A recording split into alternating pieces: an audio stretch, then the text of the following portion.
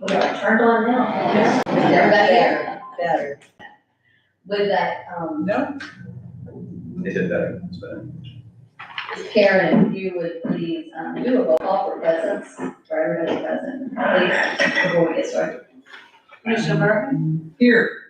Commissioner Banks, Aye. Commissioner DeVille, Aye. Diane Myers, Aye. Charles Rudd, Aye. Bonnie Pickens, All right. Okay, so everyone's present. And with that, Commissioner Banks, if you would please lead us in invocation. Please stand if you able. Father, once again, we come before you to give you thanks and to praise you and to lift up your name for all your glory. Tonight, we pray for the commission, we pray for our citizens around and adjacent to our community, that you continue to bless us and lead us in the right direction. We ask this in your son Jesus' name, amen. Amen. I pledge allegiance to the flag of the United States of America and to the republic for which it stands, one nation, under God, indivisible, with liberty and justice for all.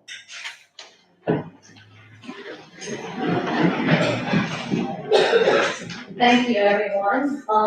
As probably one of the only announcements I have is tomorrow is the first day of back to school.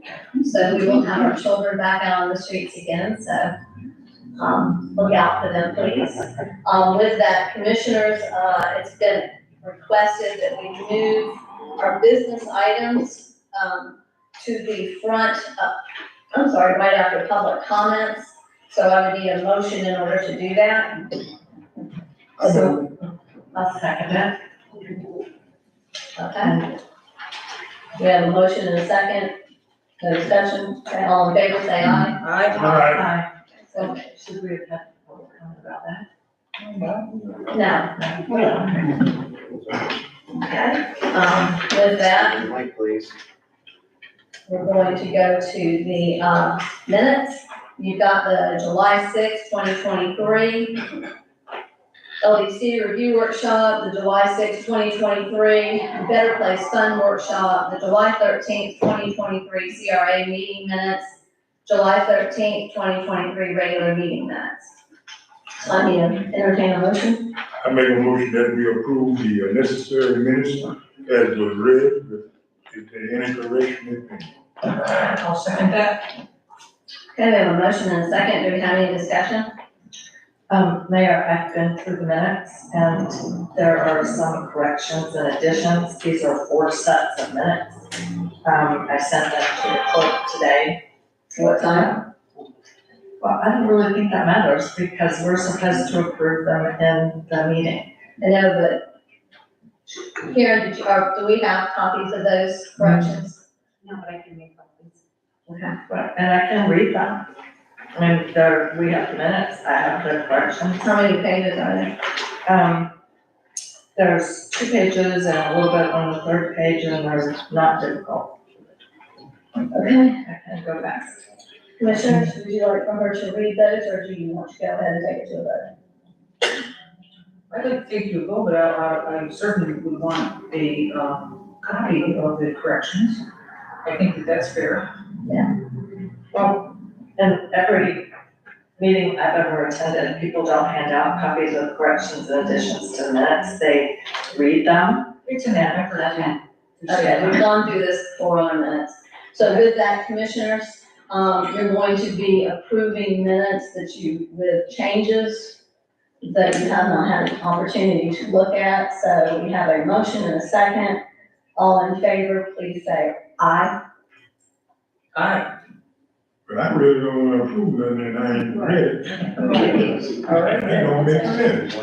Okay. So, well, I mean, there's some things left out and there's some wrong words, like where it should say demarcate, it says deviate.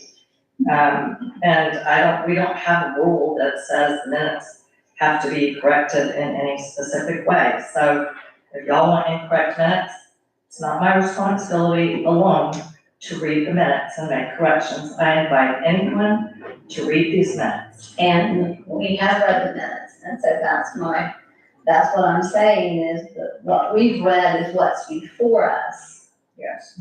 And Right, so and that's these are- what makes sense. That's what we're approving is what's before us. And these minutes you have stressed multiple times are very, very important because they're a record of what happened at a meeting. Right. And so before we approve them, you need to make sure you know what is actually being included in there. So if somebody had something that they disagreed with your correction, Okay, so you think that we should use the word deviate when it's supposed to be demarcate and put someone's Commissioner, incorrect, name in there?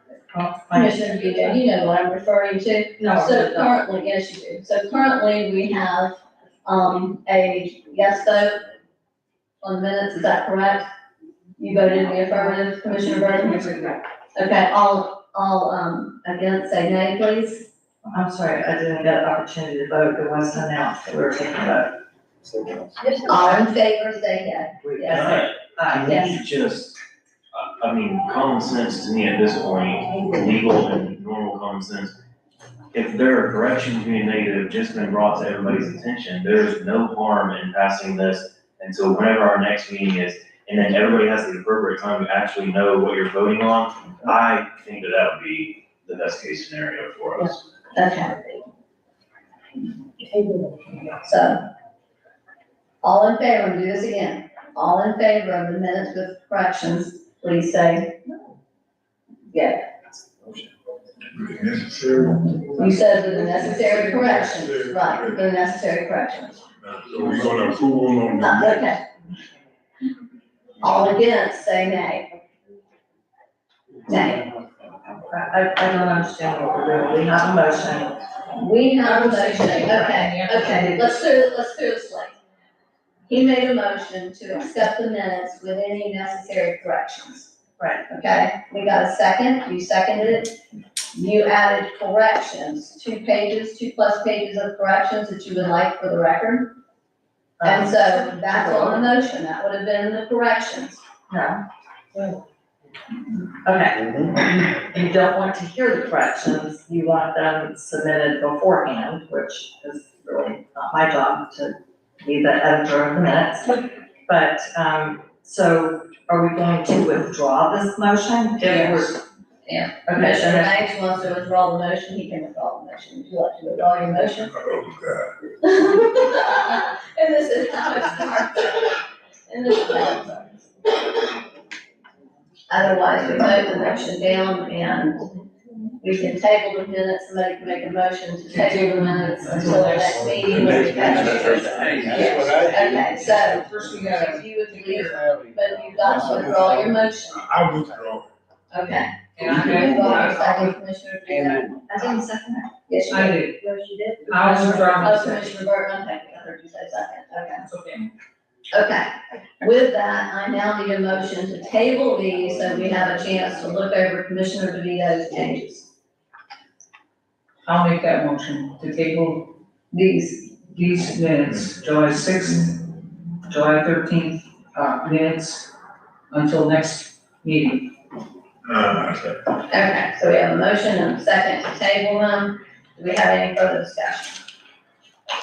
Okay, all in favor of tabling these to the September meeting, please say aye. Aye. All opposed, nay. Okay, so moved. With that, I'm gonna go ahead and we're gonna open up public comment. Please, as you come forward, state your name if you will. I have a couple of, people that have asked to speak. Diane Sykes, I think you're the first speaker. Please note that you have 3 minutes. Diane Sykes, 304 Chestnut Street. These are not really public comments because they are,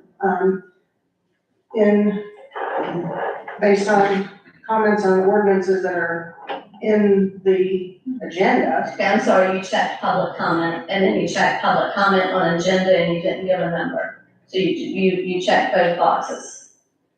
Oh, okay. All right, let me see what I have in my other comments then.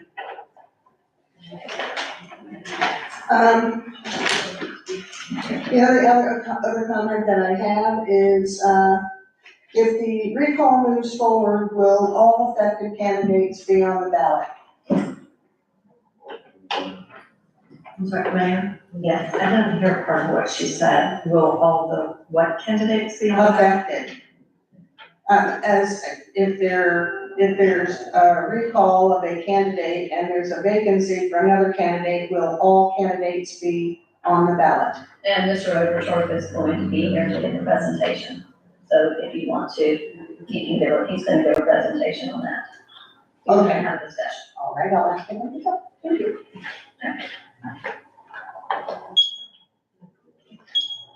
Our next speaker is Maureen Cooper. I have nothing at this time. Okay. And William Moore. Mine's later on. You just want to on the Miller Middle? Yeah. Okay.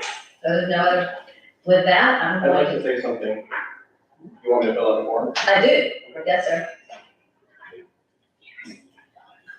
You want me to wait for everybody's time and do it now, or you want me to? No, you can do it after the fact, just come forward and speak and make sure you give it to Karen. We'll be able to.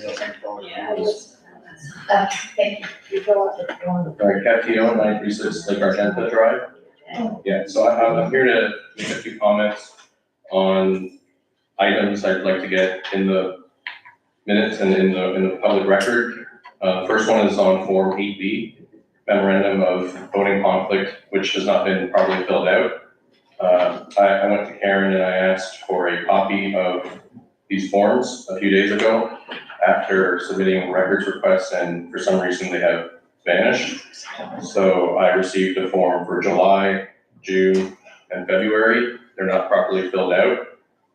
They actually don't have anything filled out for the conflict of vote sections. There's only a signature, there's only an address filled in there.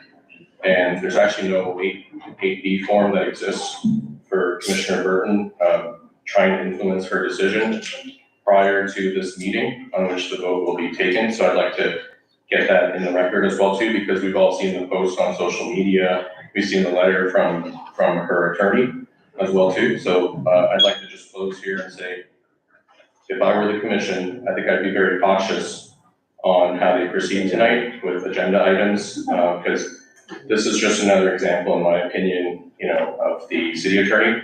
I'm not referring to you, Attorney Higgins, I'm referring to George Young, where I feel the obligations have not been fulfilled as city's council. Thank you. Thank you very much. Okay. We have Elizabeth Gomez.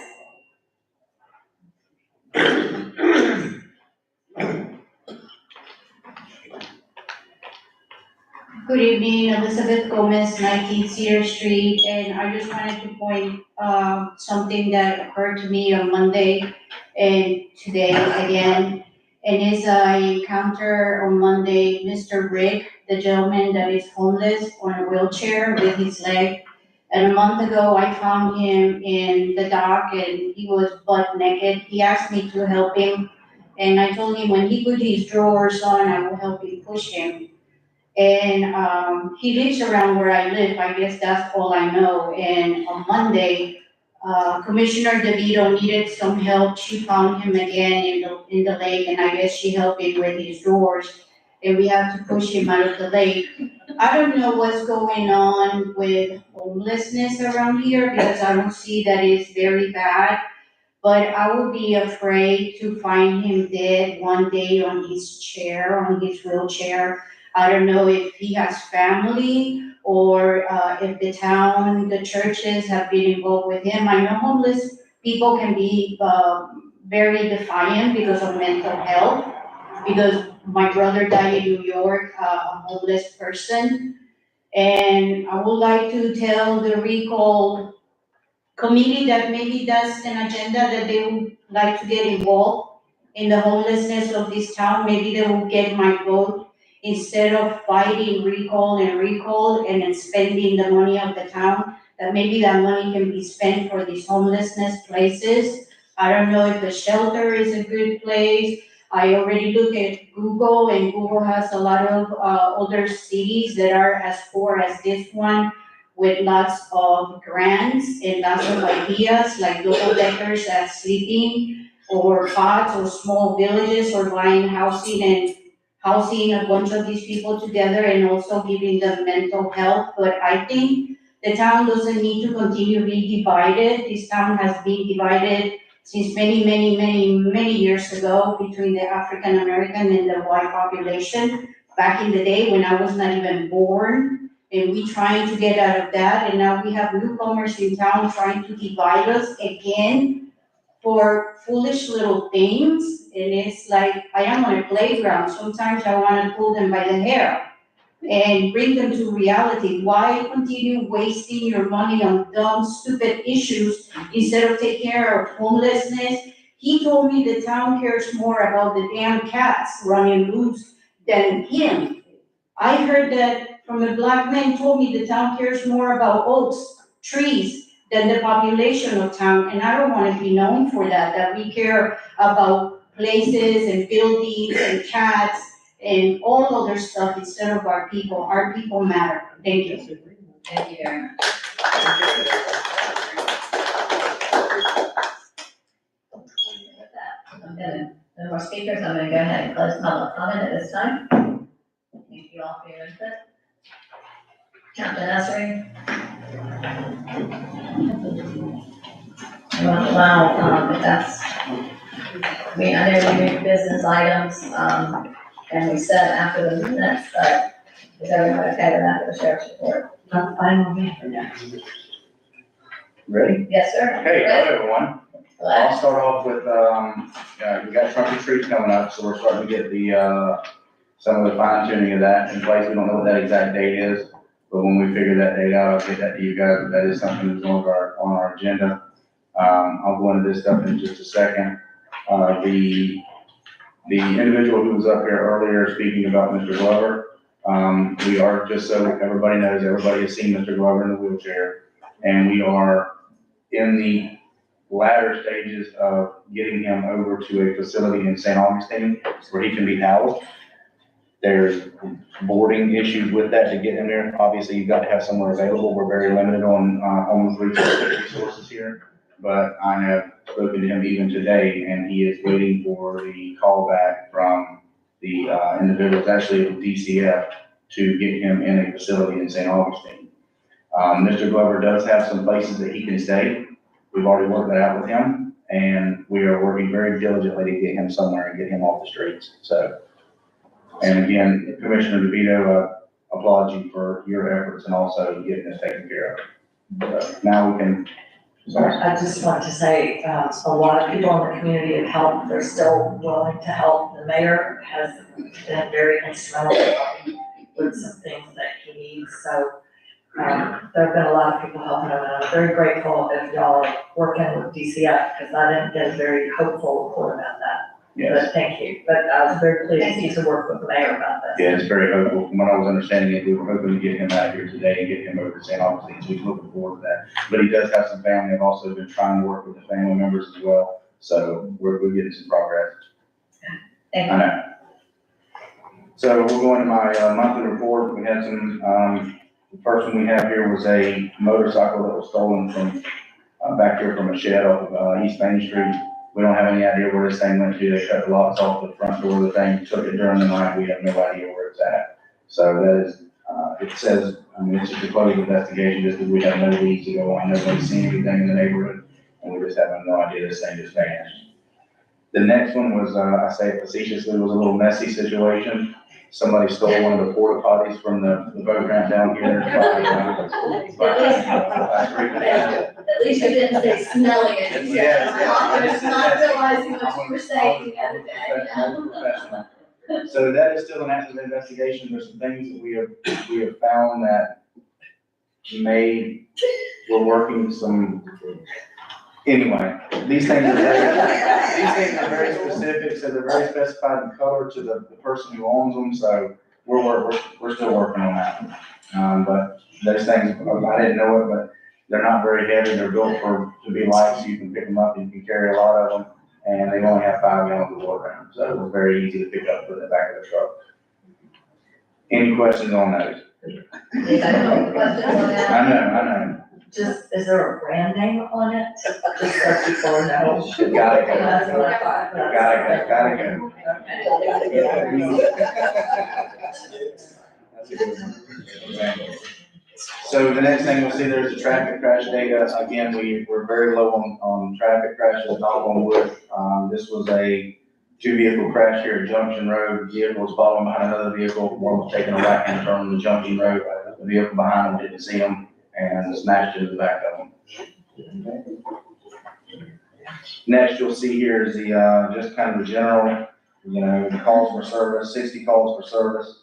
216 calls for service, 60 of those being traffic stops, 1 traffic crash, 21 of those was suspicious persons or vehicles that they checked, and I gotta check it out with, and a total of 15 reports for the month in total. The next page you see there just kind of a 6-month comparison, and again, this is only looking at crimes of robbery, burglary, vehicle theft. That's kind of the ones that are more controlling. Property crimes in some areas are a thing in the past here.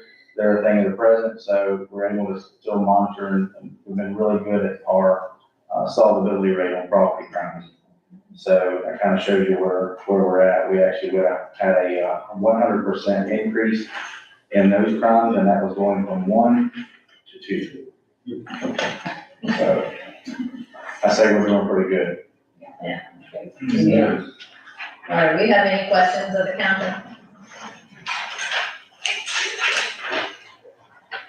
Any questions? Okay, thank you very much, thank you for my appreciation. Okay, with that, we're gonna go to our business items. We're going to start with supervisor election overturn, I believe, that's the first.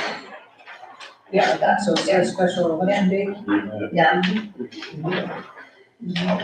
Over to you, council. Yeah. Mayor, this item is to set the election date for Group 2 vacancy on the commission. And but there's 2 items. The second one would be the select canvassing board for that election. According to our charter, we have 60 days to hold the election. Good evening, Mayor, Councilman, staff. Some background, you all had received a letter from the governor causing the vacancy. And so that's why we're here this evening. Your charter does state that you all are the ones that actually will set the date of the election. And as best I can tell, the 60 days has already kicked in, either effective Monday or maybe tonight, I'm not sure, but the 60 days is in effect. I would propose to you, and I hope that we can get a motion from you all to go ahead and set that date, because I've got some other reasons for it. The 60 days will end on that weekend of the 8th of October. I always believe that we should keep an election on the Tuesday, so I am proposing to you October the 3rd from 7, of course, in the morning till 7 in the evening. And would ask that you all set that and then let us go forward from that date. Commissioners? I move that we set, the special election date to fill the vacancy in the District 2 seat, on the recommendation of our supervisor of elections, Charles Overturf, for Tuesday, October the 3rd. I second. I have a proper motion and a second. Do we have any discussion or questions? Mr. Overturf? Yes, I do. So potentially, there may be a recall election at the same time. We don't I know. was getting ready to get to that, but I wanted you to pass this first. Okay, you want Okay, us to pass this? Yes, ma'am. Okay, There is a legal reason. pardon? There is a legal reason that I. Okay, that's fine. And then, but based on this date, this is my second question.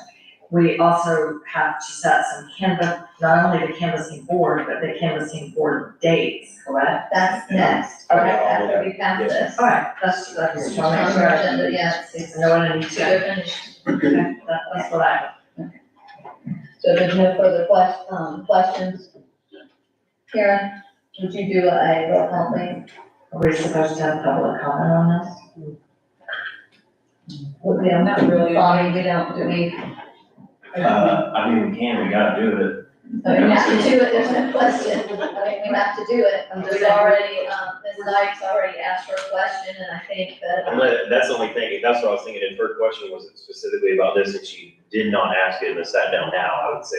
Yeah, I'm just saying, is there any public comment on Commissioners, that did you, particular date? I'm gonna allow you to, I mean, I don't know that we need to, it's something we have to do, but you wanna open up for public comment? If anybody has. Do we have anybody that would like to speak to this? For the reelection? Can Can you come to the podium, please? I don't have anything on the election. Okay, thank you. So if there's nobody, I'll close public comment, okay? We have one. Please come forward, state your name if you will, please. Mr. Goldman, the only question I have is, this coming election for the recall, how does that affect this myself? If you don't mind, I will answer that, but I really want them to pass this so we can move it, then there'll be a reason for Okay, it. Sorry. thank you. And Mayor, I mainly just wanted to know if anybody had anything to add about the date we're choosing, because we have to have the election. Okay, Karen, would you do, Ms. Gomez, would you like to speak? Regarding, and right now, we're working with October 3rd as the date for the vacancy we currently have for election. Elizabeth Gomez, 19 Cedar Street. I might be dumb about this, but didn't we have two candidates, and since one was taken out, the other one should be the one in that seat? Or it doesn't work like that, I just don't know the law. No, that's not like that. Okay, thank you. Do that. Okay, with that, Karen, would you please do a roll call? Commissioner DeVito, Aye. Commissioner Banks, Commissioner Burton, Aye. Mayor Myers. Aye. So moved. And Mr. Good. One comment that I want to make before I move to the second part of it, and I'll explain why I wanted to do that. I understood today that there were some people that have questioned why this was not known last year when he first qualified. And I would just want to take a minute or two just to explain the process. In the state of Florida, election supervisors go on the fact that you are either a registered voter or you're not. And that's the only thing that we base our decision on as far as candidates are concerned, because that's what the legislature has passed. They have told us that we are strictly administrative. We are not enforcement, and that's according to the statute. So in other words, if Commissioner Banks comes in and wants to qualify next year and he brings this piece of paper, the state tells me, is there four corners to this? I do not value what he put inside of it. That is between him and God and a judge, or citizens if they have a question. It has nothing to do with the elections office, okay, as far as that's concerned. The other thing that they don't require me to do is, well, I don't think Commissioner Banks really lives there. Well, I'm not gonna sit on his doorstep and watch and see, does he come home every night and take a shower and sleep there and stuff like that. So I hope that the people will understand it is not the elections office's job to certify whether you're telling the truth or not. That's for a judge, as far as that's concerned. So I just wanted to make sure. The other difference in this case was Commissioner Bailey moved here from another county in the state of Florida. So his initial application to vote and stuff like that was in Volusia County, and they just transferred to us. So we inherited that situation. Just to let the public know, again, I'm not blaming Volusia because there's no county in the state that has the manpower to be able to tell whether every person's telling the truth or whether every person lives where they say they do it, that kind of thing. Again, like I said, that is for the public to take to a court and let a judge, who has more resources. And the final thing I'll mention about that is we will rely on the state of Florida, who has way more resources than any of us as counties do, to specify and to say. And that's what, with this new felony situation, there's a lot of controversy about it. And even the state can't sometimes keep up with what they're required to do. And I'm not blaming them, I'm just stating facts, that's why we get into situations like has happened here. He believes that he has the right to, and the governor's office believes that he didn't. So I just wanted to specify why we're in the situation. It's nobody's fault, even him. He believes that he did everything. So, and again, if there's an avenue to appeal that, I don't know, maybe Bobby can tell whether there is or not, but that's between he and the governor's office. So I just wanted to specify that. Now I want to get back to the reason I said this is because the state statute, as far as the recall that we are in the process of doing, just to let the public know, Karen sent me the letter today stating that you as the mayor and you as the councilwoman are going to fight this. So the 60 days starts technically tomorrow. So these two time periods are almost identical. And the reason I wanted you to vote for the first date is because in the statute, the recall statute, it says we have the right, the chief judge has the right to pick a date that's already set for a general election or a special election. And so now that I have this special election date, I believe that I have the right to go to the chief judge and say, hey, we've already got this on the 3rd of October. Can we please do the same thing if we get to that point even? And we all know that it's in the courts and there'll be a hearing next week and it could easily, be thrown out, or it could be one thrown out and the other one accept, that kind of stuff. So that's why I asked you to do what you did, is to allow me now to say, I believe that we should do both of these on the same date if we get to that point. There's no doubt now, according to Mr. Pickens and Mr. Young and all, that there has to be a special election for your vacancy, but we won't know until the judge makes a decision. And we all know there could be appeals to whatever that decision is. So this could, just like last time, we could end up with an election and then it gets thrown out. So my point to you all is this: I'm going to proceed with the 60 days starting, and we'll approach the chief judge about setting the recall if we have it on that same day. So that's why I wanted to express to you all my reasoning for it, and I hope it makes sense to you. Okay. Good. Commissioners, do you have any questions regarding that? I have no question. I think that's ample. Yeah, I think that's a good idea. Commissioner DeVita, it looks like you have a question. Well, not specifically for about, Supervisor Overture's plans, but there were apparently some questions from members of the public about, who would be on the ballot or what. Okay, that's fine. So let me go ahead and continue with that part of it so I can explain it to everybody. Qualifying also. There will be qualifying. I'm gonna ask you all to set the 21st through the 23rd, from noon to noon. It'll be, so in essence, 2 whole days. The state right now is having a qualifying period for a special election in South Florida, and they only did from yesterday through today at noon. So What date are you asking for? August 21st through the 23rd, from noon to noon, which will give us time to get everything that we need. And then we also have to send out mail ballots between 33 and 40 days before. The 40th day is August 25th, so we won't make that date, but we'll get it in before the 33rd day, so we'll meet the state statutes. So we have qualifying for the vacancy, so we will appeal to you all as, through Facebook or your website or whatever, to let the public know that there is qualifying. I will come down here like I did before for you all and be here. We'll do it from noon till 4 o'clock that afternoon, and then Tuesday, and then I'll be back on Wednesday from 9 to noon, just again, because that's the last date that we'll do it, so that way, if a person comes in, we know that they're 100% qualified as far as that's concerned.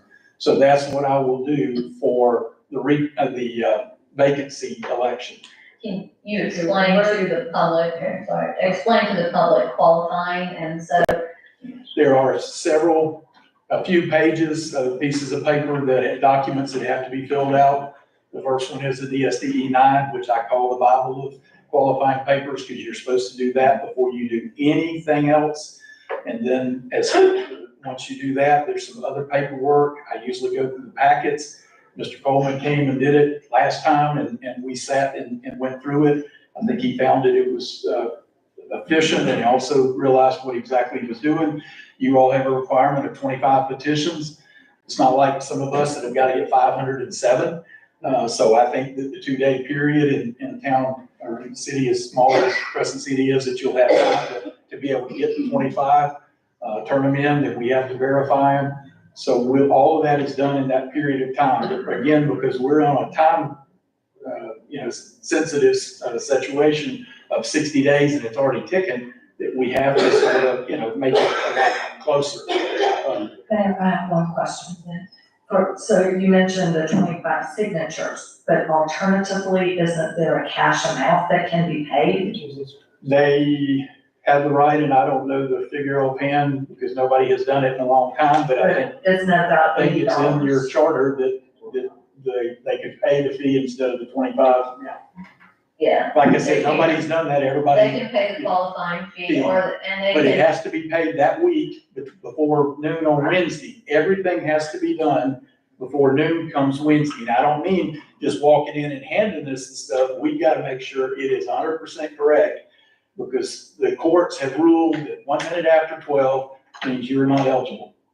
Okay, so we want to make sure that we got everything done so that the candidate can't walk out and say, Charles really messed this up. They didn't want me running or, that kind of thing. So okay, so with that, as far as getting the signatures, they have to turn in, what form must be turned in before they can start getting the signatures so that everyone knows that? yeah, the DSDE 9, which is the one I just said, the Bible of the forms has to be done before anything else.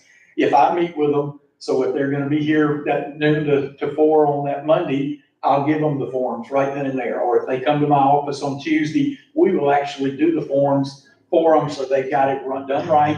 And then all they gotta do is go out to the public and get the signatures. Can they do that prior to the qualifying dates, the 21st? Okay, they cannot. Okay, just want to make sure that everybody understands that clarification.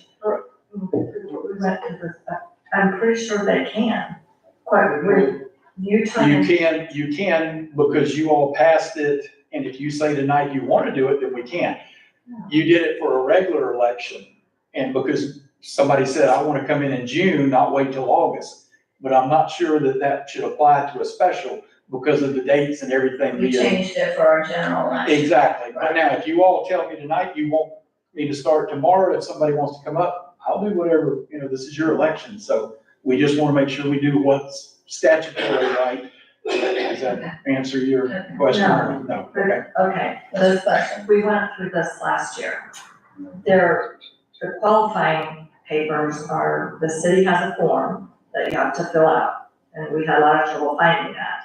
And then you have to either pay your money or have the 25 signatures, and I think there's some other things that you do, but it was my understanding, and I wrote to Bobby Pickens about this last year, and he researched it. It's my understanding that the DSDE 9 is a state form, that's the form that has to be filled out before you can spend any money, correct? And open your campaign finance account. You are correct to a point, but the state tells me that form has to be filled out before you do anything else. So if you came to me, if you were up next year, you came to me in March of next year, Lisa, that's the first form I would do was to make you legal. That's what I'm saying. In every political campaign that I've ever seen, and this is the way the city has done it for years, first, like tomorrow, if someone wants to be a candidate, is my understanding, if I want to be a candidate for 4 years from now, I can go ahead and fill out the DSD 9 and open a campaign account. That's separate from the city's qualifying procedures. But you all voted to follow that. I'm just not in your last election. Yeah, you did. We voted to follow, I'm not. You voted? Oh, go ahead. I think we voted to, and I hate saying this, but don't quote me on this, but I believe it was, because I don't have the revised charter in front of me, it's one of the charter agreements that we opened it up, but I still think it has to be, so if it's the 2024 election, you could start qualifying for what we have to do for the city January 1 of 2024. We took the front book end off, so everybody went jammed into that 1 week. Right, but what I am not for a that special election. Yeah, I don't think that it doesn't have anything to do with that. If you don't file your state DSDE9, whatever the number is, then you can't collect money, you can't spend money, you can't even make any copies. And in every election I've ever seen in the state, it doesn't have anything to do with the qualifying period. Candidates fill out their DSDE9 and they start raising money, and then some months later or whenever it is, they qualify. That's a state form. It's not the form that pertains to our qualifying period. And I think people will be in trouble if they try to do that all within 2 days. Because, I mean, if you spend money making copies, then you're, we talked about this last year. The DSD-9 is a state form, and I think we determined that the qualifying period doesn't govern it because it's a state form. It pertains to opening your campaign finance account. And that is different from qualifying. So, sorry about that, but I want to get people on the right foot. Well, again, you all as a council, that's why I wanted me, have a right to decide how you want us to handle it.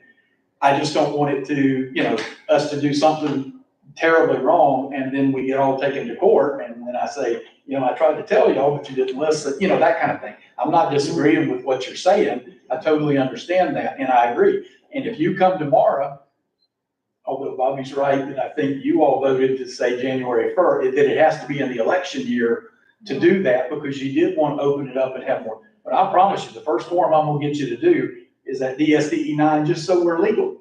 So there is no question about that. Do you all have a special form down here that is only unique to Crescent City? Yes, you do.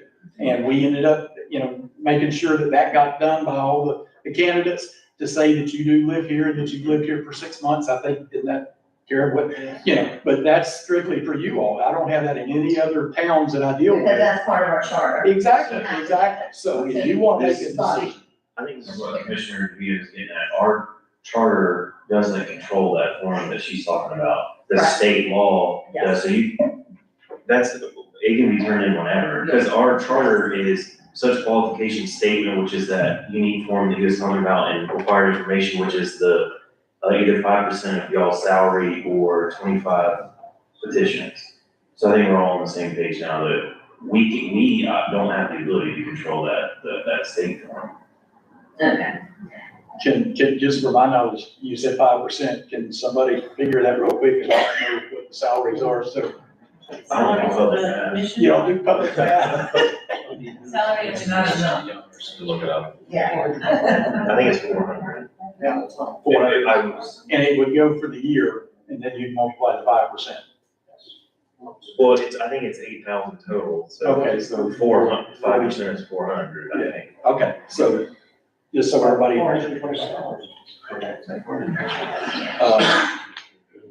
So anyway, like I said, if you all want to do something different, just let me know and we'll make sure to do it the way you need it done. I just want to make sure that we do it right so that, again, hopefully it doesn't. And what are the qualifying dates one more time?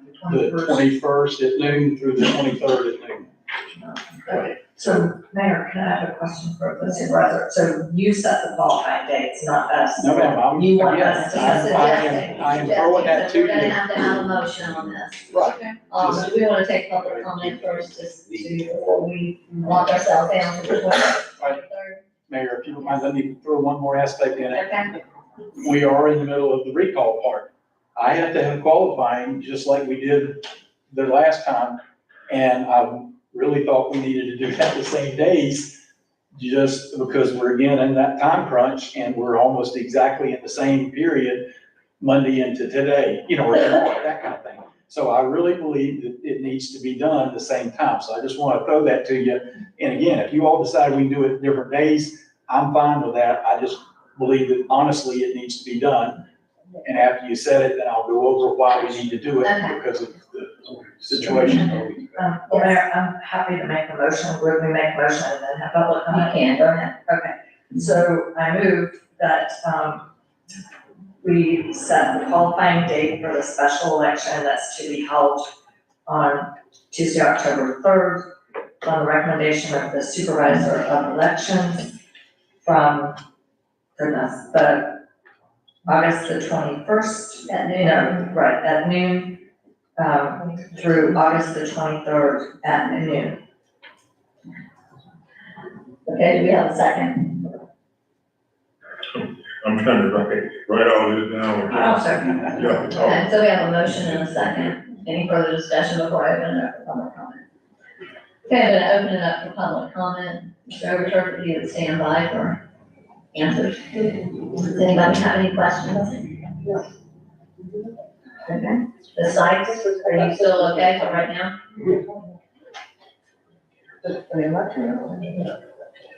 Okay, I'm gonna close public comment. With that, Karen, would you please do a roll call? Commissioner Burton, Aye. Commissioner Banks, Aye. Commissioner DeVito, Aye. Mayor Mars. Aye. Okay, so moved. Okay, so now let me explain why I needed that, because like I said, we want to do the recall qualifying at the exact same time because of the fact that it's almost identical day-wise.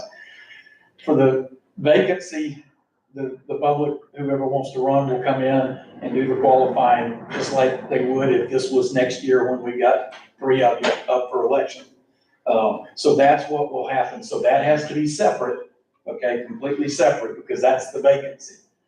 Then the reason I want to do the recall part of it, just to make sure in case the judge says that we go on with it, that one is sort of like Mr. Coleman did last time. He came in and he was the only one that did, and he did the same qualifying. It's different this time because last time it was this Commissioner Burton's position. This time it has the, and the mayor is a separate position. So the public, if they want to run, if they want to be on there, if the recall passes, then somebody has to be for the mayor's position and somebody has to be for the councilwoman's position. So it's a little bit extra because of the fact that there's 2 this time, and it has nothing to do with Commissioner Bailey's position. So I just wanted to make sure that everybody understands that. So if I'm sitting down here and you come in, first thing I'm gonna say is, what are you running for? Is it for the vacancy or is it to be included on the recall as far as that? And we all know, as we saw before, that the recall person is only there, if they win, is only there if the judges and everybody agrees and the voters vote somebody out. Just like, he has to start all over because this is a totally different issue. Yes, that one is still in the hands of the Supreme Court, so they could rule and say the appeals court messed up and the election does stand, and so then that would be totally different. But if they don't, then this is a totally separate issue completely. And so that's why the qualifying has to be done again, completely from the start, that kind of thing. Mr. Overturf, I'm letting you know this now. I know we got all the elections coming up. Finance, how could that coming out of? As far as what part now? All of it. Well, as I had Is it told, Brooklyn County or as I had told you all before, I have not charged the city for anything. I get my own employees to work, I'm already paying them. The expenses that come out of it are coming out of my budget because, you all are taxpayers. And I do not charge Willaca, I do not charge Pomona Park, so I'm gonna treat you all the same thing. I do know you all have some expenses because of the legal issue that at some point you'll decide. But as far as me, I do not charge.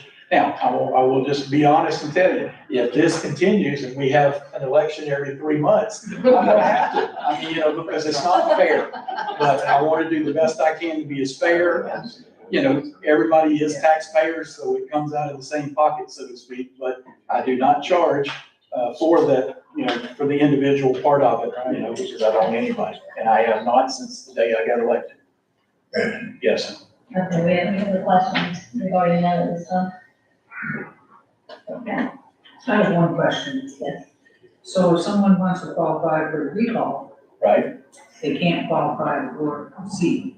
Yeah, you can't do You both. can't do both. No, ma'am. So you can't qualify, just in case, Right. hedging your bets. No, yeah, Okay. and then I somebody just might. wanna make sure that they can't take toward that. No, ma'am, no.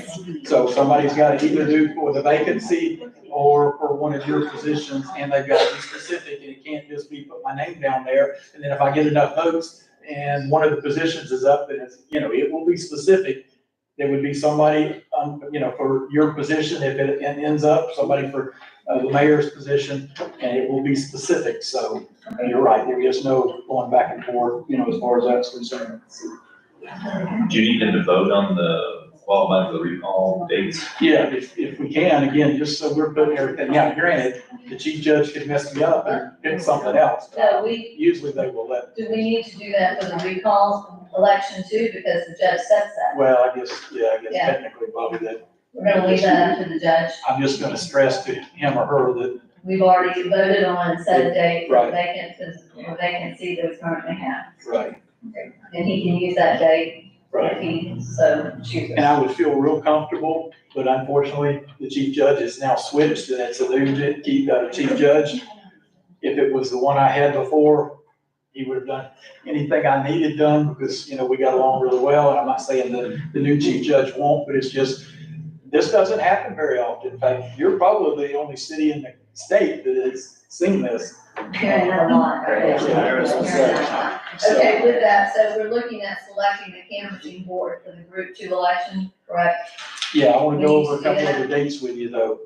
But, all right, so the LNA, because we have to do it for the vacant position, and we also have to do it again for the recall position. We've set for September the 19th at 1:30, and it will be at the office, because we don't want to bring all the equipment down here. So that's September 19th at 1:30.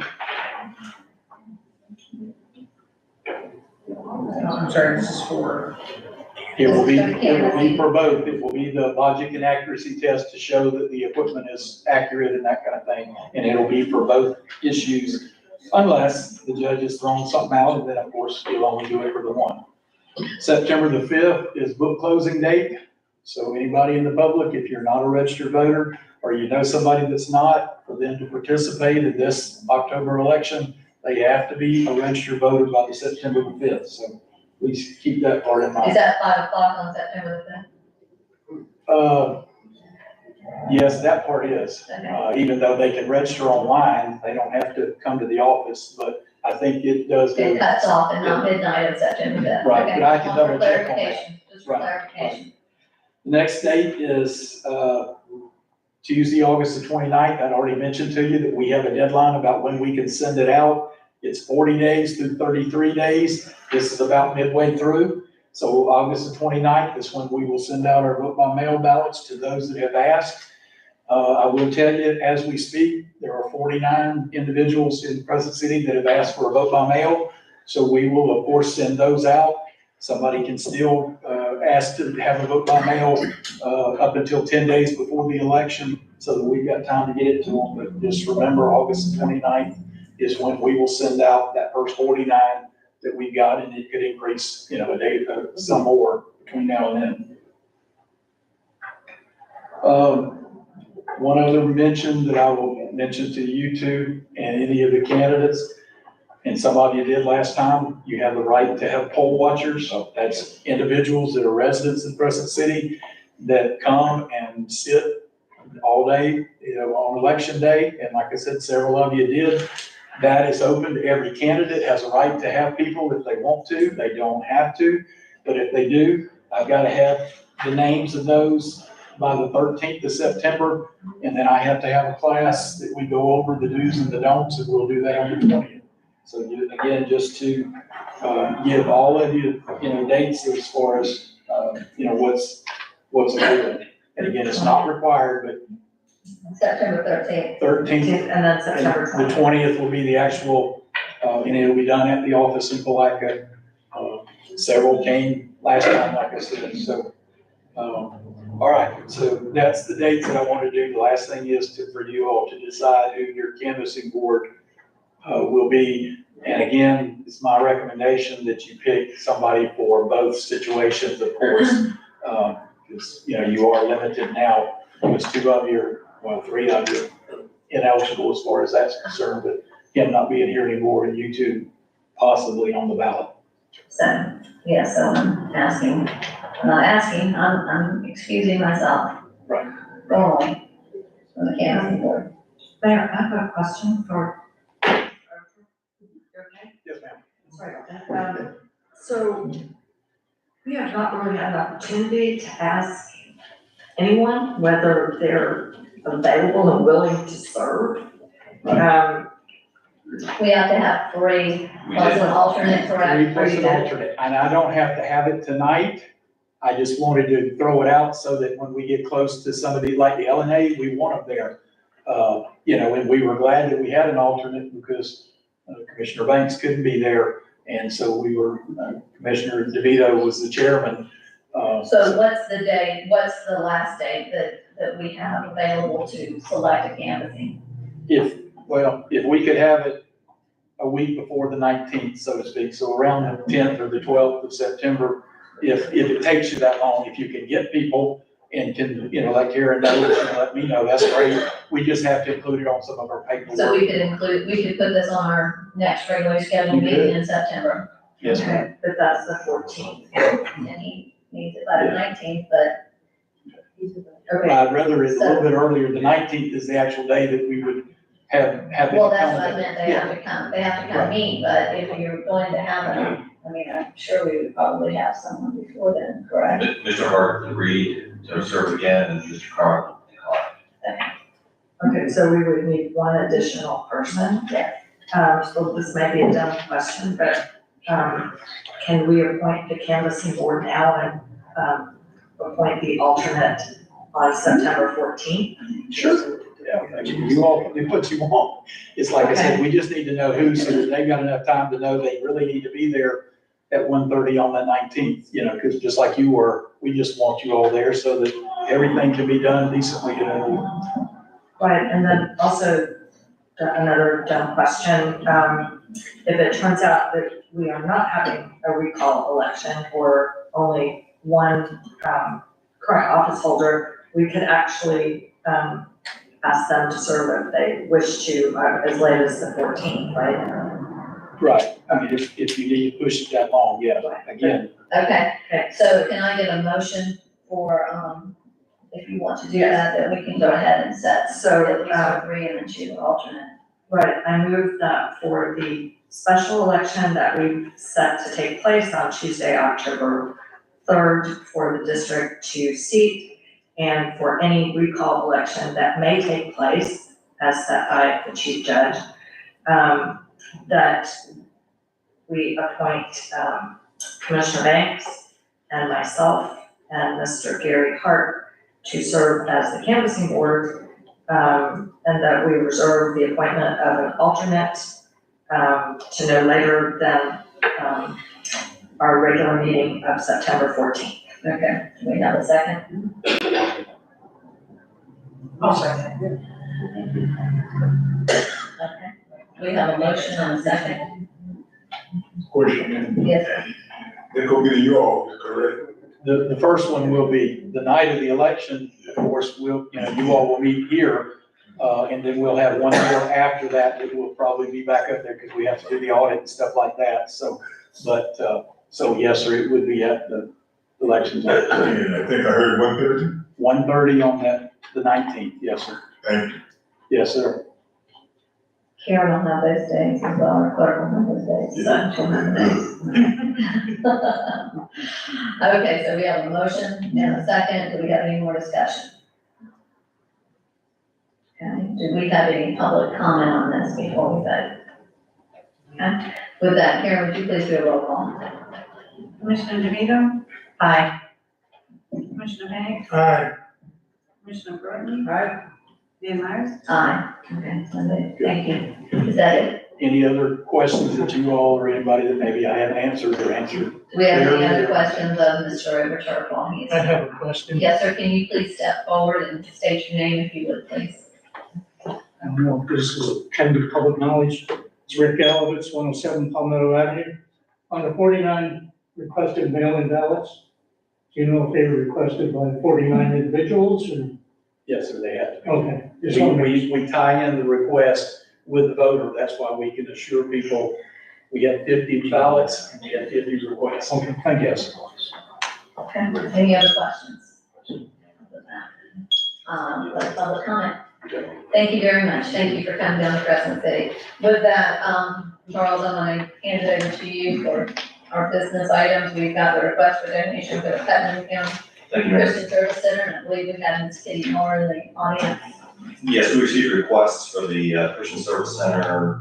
They relocated and had some expenses in that, and then the new overhead costs have been increased. So actually, the next two items are for requests for donations. Both come out of the same line budget. We have $1,200 remaining in that line. So my recommendation, I think last year we gave $500 to the library board to give the balance to the service center. $700. Yes. I would like to hear from this, you wanna go ahead? I was gonna say, I move that we take the recommendation of the city manager and out of the donations line item, we allocate $500, as usual to the library board and the balance of $700 to the South Putnam Christian Service Center. I second. We have a motion and a second. Commissioners, do we have any discussion? I would like to say this, I wish we were able to do more because they really reach out. People in our reading the literature that we receive, and to the point, and they really need help. They really need help because if you know the people that, I don't think a lot of people in the community know the people that those people touch.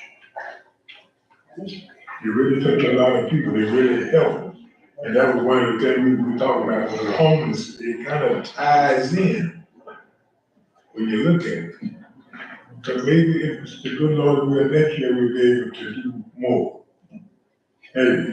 And that's, anytime somebody asks, that's the first resource we send them to is Yeah, we to reach out. we send them there. Ms. Miller, I know you're here, you've come twice now, would you like to speak? Does everybody want to hear from Ms. Miller before we vote, or?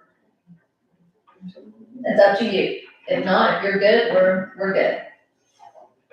Maybe it's best to keep my mouth shut. I understand that. Okay, commissioners, we have a proper motion and a second in front of us, and that would be for the $500 to go to the Crescent City Library Board, and the remainder of the fund, the $700, to go to the Putnam County Christian Service Center. So Karen, I ask you to do a roll call. Commissioner Burton? Aye. Commissioner Banks? Aye. Commissioner DeVito? Aye. Mayor Myers? Aye. So moved. Thank you very much for all you do and for all your volunteers. We know that both you and the library, you know, what you bring to Crescent City and your volunteers are so vital, and we greatly appreciate them. Thank you. Thank you. One correction, it's the South I'm Putnam sorry, South Putnam. Christian Service Center. South Putnam, Here you're in right. Crescent City. Okay, You're right. thank you, thank you. Okay. Mayor, the next item is, once again, the authorization to reimburse legal fees to Commissioner Burton. If I could just real quick, so legally, this motion needs to have in it that the litigation arised out of or in connection with the performance of her official duties, and two, that it served a public purpose. That's the two contests the Supreme Court of Florida cites to in Thornburg versus City of Fort Walton Beach.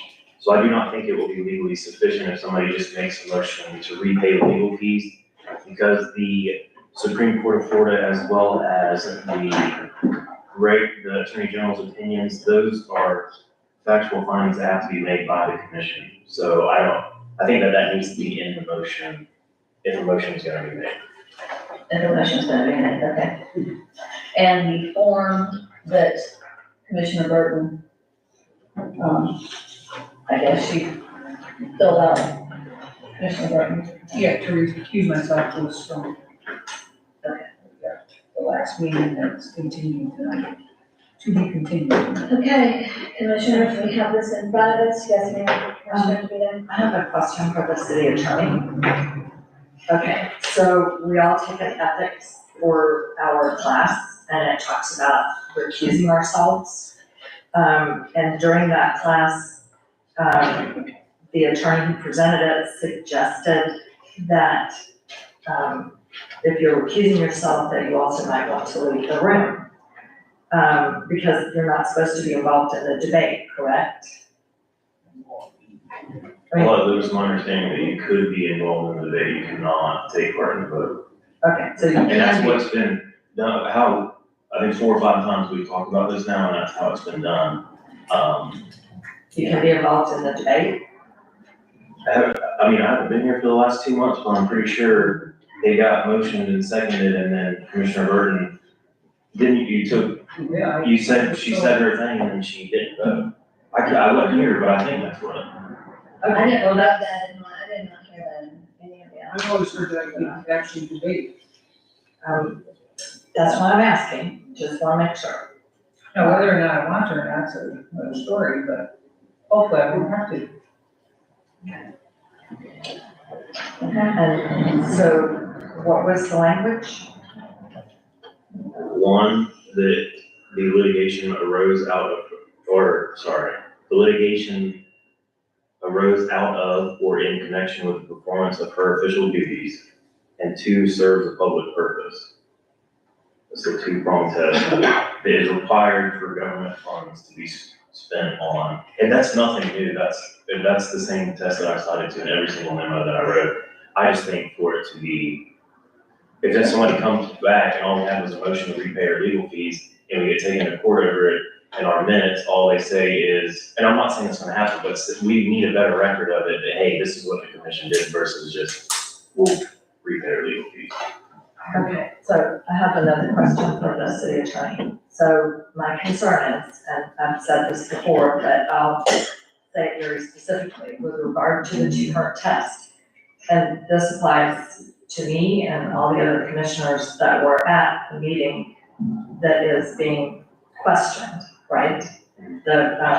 So the appeal, the appellate court decision that was made was very favorable to both Commissioner Burton and all of the commissioners that were at that meeting, because it said, the meeting was, a public meeting and that we should be there.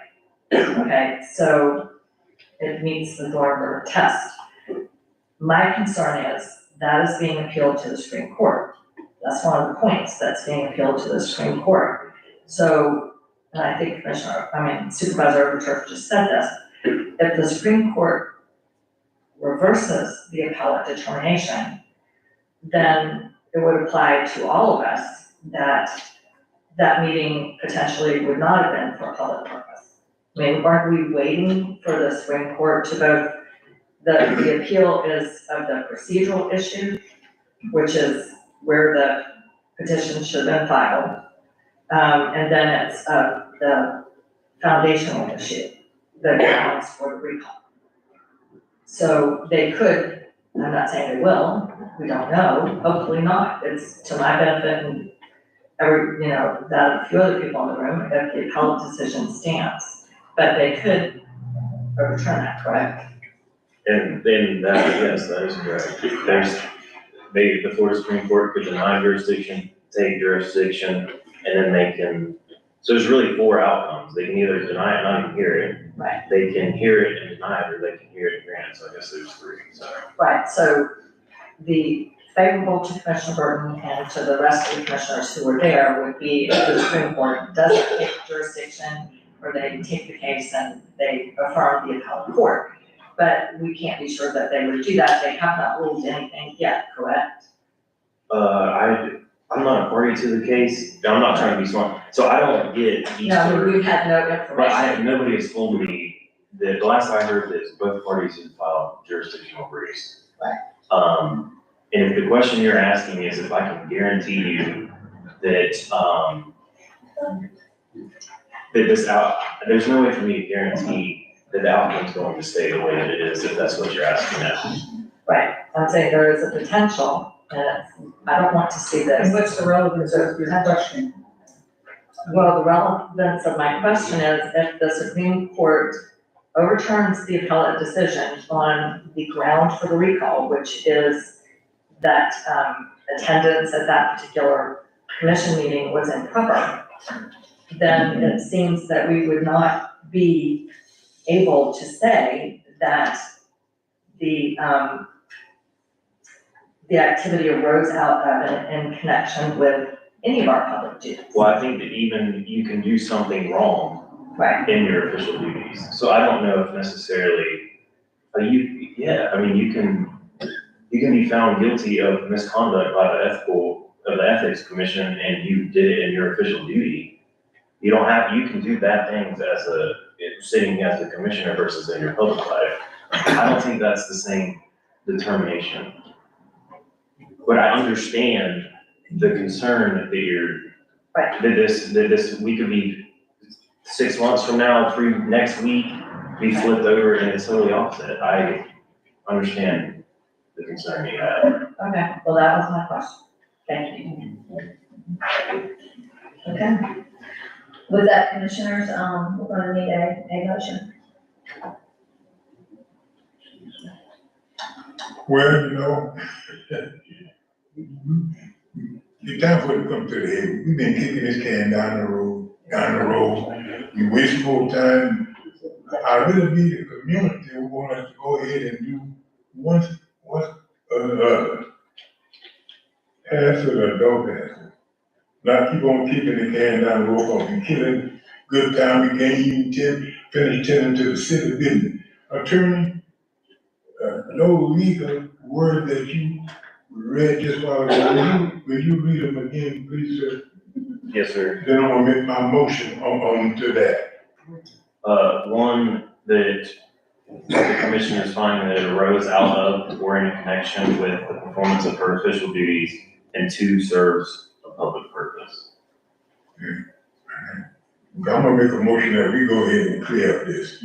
Pay Commissioner of Finance, or she paid out of her own pocket. And we shouldn't keep on punishing the taxpayers now. And everybody ain't gonna agree with this, but that's good. That's good. Everybody ain't gonna agree with it, but we need to clear it up. We get people come to this auditorium once a month to see us tend to the city business. Not contingency talking about Commissioner Berkman, this and the recall count and all that. It's just a waste of good precious time. Amen. My time is more important. We come up and talk about that all the time. I wanna know what we gonna do for the citizens of this town. So I make my motion that we go ahead and pay her. In your motion, as Bobby said, you're gonna have some specific. Well, that's why I had to read it all over again, that he stated. But I don't know all the legal components. Okay. Just include that in the motion. Yeah, include that in my motion. Okay.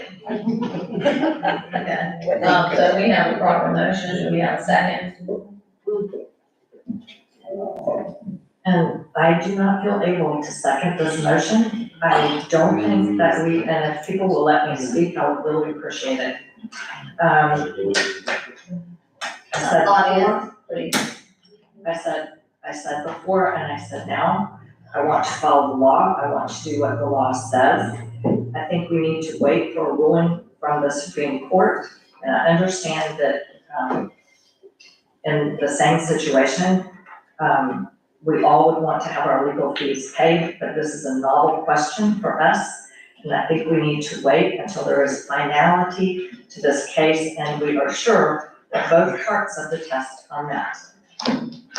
So I'm not ready to do that. So you're not going to second the motion. Correct. We have no second, then this motion will fail, we'll not have a second. Ridiculous. And with that, we're going to move on to the next item. Go ahead. Next item is a fine reduction case for 740 Walnut Street, and our code enforcement officer will make a presentation.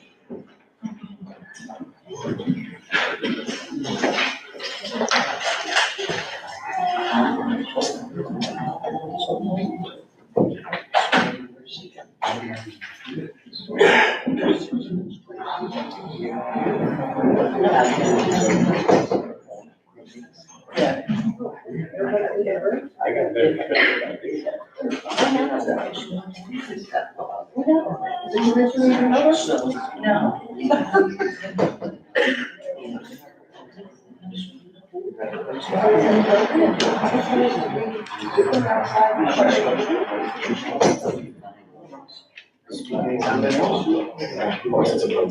evening. First. Turn it off. Yeah. First case is Deborah Bradfield, which is Deborah Graham, case number 20-091-CEB. The address is 740 Walnut Street, Crescent City. It's a work without a permit.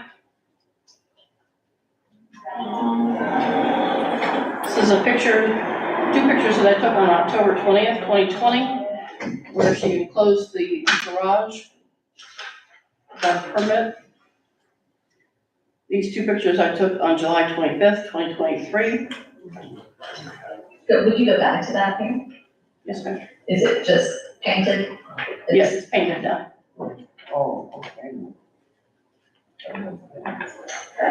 Thank you. Ms. Bradfield Graham went to the code board July 22nd, 2021. They gave her a compliance date of September 27th, 2021. Ms. Graham requested more time on September 28th, and they extended her time to comply until December 28th, 2021. And what would constitute compliance? She needs a permit, To pull the permit? yes. And as of today, she has not done that. The fine was $25 per day, and this is the fine as of 2 days ago, so it's increased by $50. It's $14,750 as of today. Notice of code violation was mailed on July 24th, 2020, with a compliance date of August 7th, 2020. First code board meeting was September 27th, December 28th, and then July 14th, 2023, and the code enforcement board recommended to reduce the lien to $150 to cover administrative costs. The actual administrative costs are $294.67, and I did not have that prepared before the code board hearing. I did include it in your packet. You have a copy of the PowerPoint also. Ms. Graham is here. Yes. Yes, ma'am. Okay, I'm looking at this on September 28th, 2021. There was an extension given to her for 3 months to get, I guess, her permit and her drawings to the architectural drawings. Yes. And that never happened, is that correct? Correct. She hired a contractor, and he did apply for a permit, but no one ever went and picked it up. And it expired, so she needs to start all over again. Okay. And so this has not been corrected today. No, it's not correct. And the code board knew this had not been corrected. Correct. And they dropped it to $150. Correct. Let me ask you, does she live there? No, she lives in Deland. So she rents this unit? From time to time, she has. I'm gonna ask, there's chatter, I'm so sorry, there's chatter in the audience, so it's hard to hear Cam. Go ahead. So she rents the unit? Sometimes it's a house, sometimes she does, yes. Okay. It's not occupied presently, no. Well, I looked up the value of the house, I looked it up in Zillow, and it's worth $106,000. And the assessed value here in the city is $95,420. In 1988, they paid $37,500 for it. And, I hate to be the bearer of bad news, but $14,700 is a lot, for a lien. However, it seems like, she's had 2 years to actually just get a permit. And clean it up. How much is a permit? $100 maybe, 120 possibly, I'm not sure. I I did talk to the building department today. She can get one permit to take the stuff that was done, or she can close the garage, and to reinstall a garage door, all in one permit. So she doesn't have to get two separate permits, she can just get one. But it doesn't appear that she really wants to get any. Right? I mean, that's what it kind of seems like. She's here. She's here. Well, where is she? We can ask to speak to her, but we have a couple of questions still, Pam, yes. When Commissioner Burton's done, I do have a question. Yeah, so I'm just saying that, I mean, you know, sometimes it gets to a point where you have a piece of property and if you're not utilizing it, you know, you may as well get what you can for the property and just kind of move on. I mean, that's kind of where I'm at with my thought process. So, Am I recognized? You are? Okay. So the reason we're having a request to approve the lien reduction, are we being asked to approve what code enforcement board did? Is that what you're Yes. bringing before us? Okay, and the reason we're being asked this is because the current owner, Ms. Graham, hasn't offered to sell, is that right? Correct. So why wouldn't the appropriate thing to do be to agree to reduce the lien if the property is brought into full compliance and give them a date? Is that something we can do? You can do that if you before? want. Yes. Pardon, because just, bear with me here. So if we reduce this lien so that she can sell it, we have no guarantee, do we, that whoever buys it will bring the property into compliance? We do not have any guarantees, no. Right, and then, would they be responsible, would fines start running again because it had no permit, or would the buyer be relieved of any responsibility? So let me say, I'm the one that prepared the last deed for Ms. Graham. I have worked with her in the past, but I have not spoken to her about this issue at all. I just wanted to put that out there. I think it will be hard. Technically, the lien's supposed to run with the land, but I would assume for title insurance, the lien's gonna have to be cleared out. And then, so I don't think we could stop the clock, close it out, and then start it again. I don't think we would be able to do that. Right, well, I guess what I'm saying is, the mayor and Commissioner Burton have brought out, questions have been brought out, that this property is not in compliance. Correct. So I don't see why we would be reducing anything at this time, because it's not in compliance, and that's how we get compliant. And that's really the whole purpose of this, is to get compliance. So did the code enforcement board, did they have a action plan on compliance? Did they ask for that from either Ms. Graham or from the potential buyer? No. No. I mean, you know, let's say she sells it for that $106,000 that Zillow was saying it's worth. You don't know what you're gonna sell it for, but right now the market's still pretty hot here in Crescent City. Even if that $14,700 lien is paid for at that time, she still really is putting $81,300 in her pocket. You know, it's for a home that you're not living in, you're not renting, you're just sitting there, you know, with liens on it, and I don't know, that's just my take on it. I'm not motion. Okay. Would you like to speak to Ms. Graham for you? No, I think I'd like to make a motion of Ms. Graham. And then we'll ask Ms. Graham to say. And see if we can get a second, and I don't know if this will address all of our concerns. But I would move, to reduce the lien to $2,000 plus the payment of the new figure for administrative costs, provided the, property is brought into compliance within 60 days. So, in other words, there would be a payment due of $2,000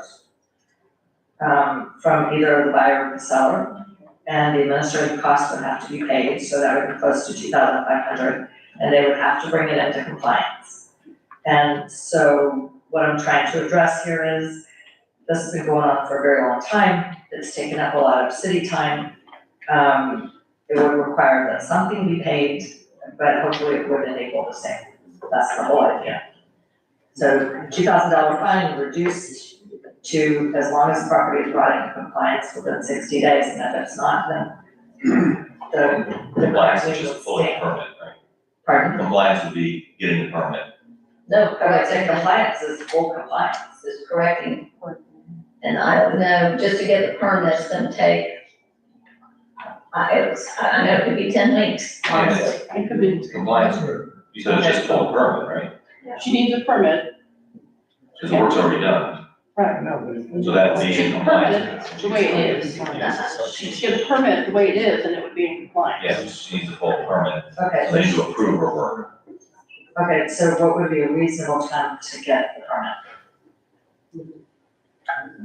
Yeah, It 90 does take a days? long time to get a permit.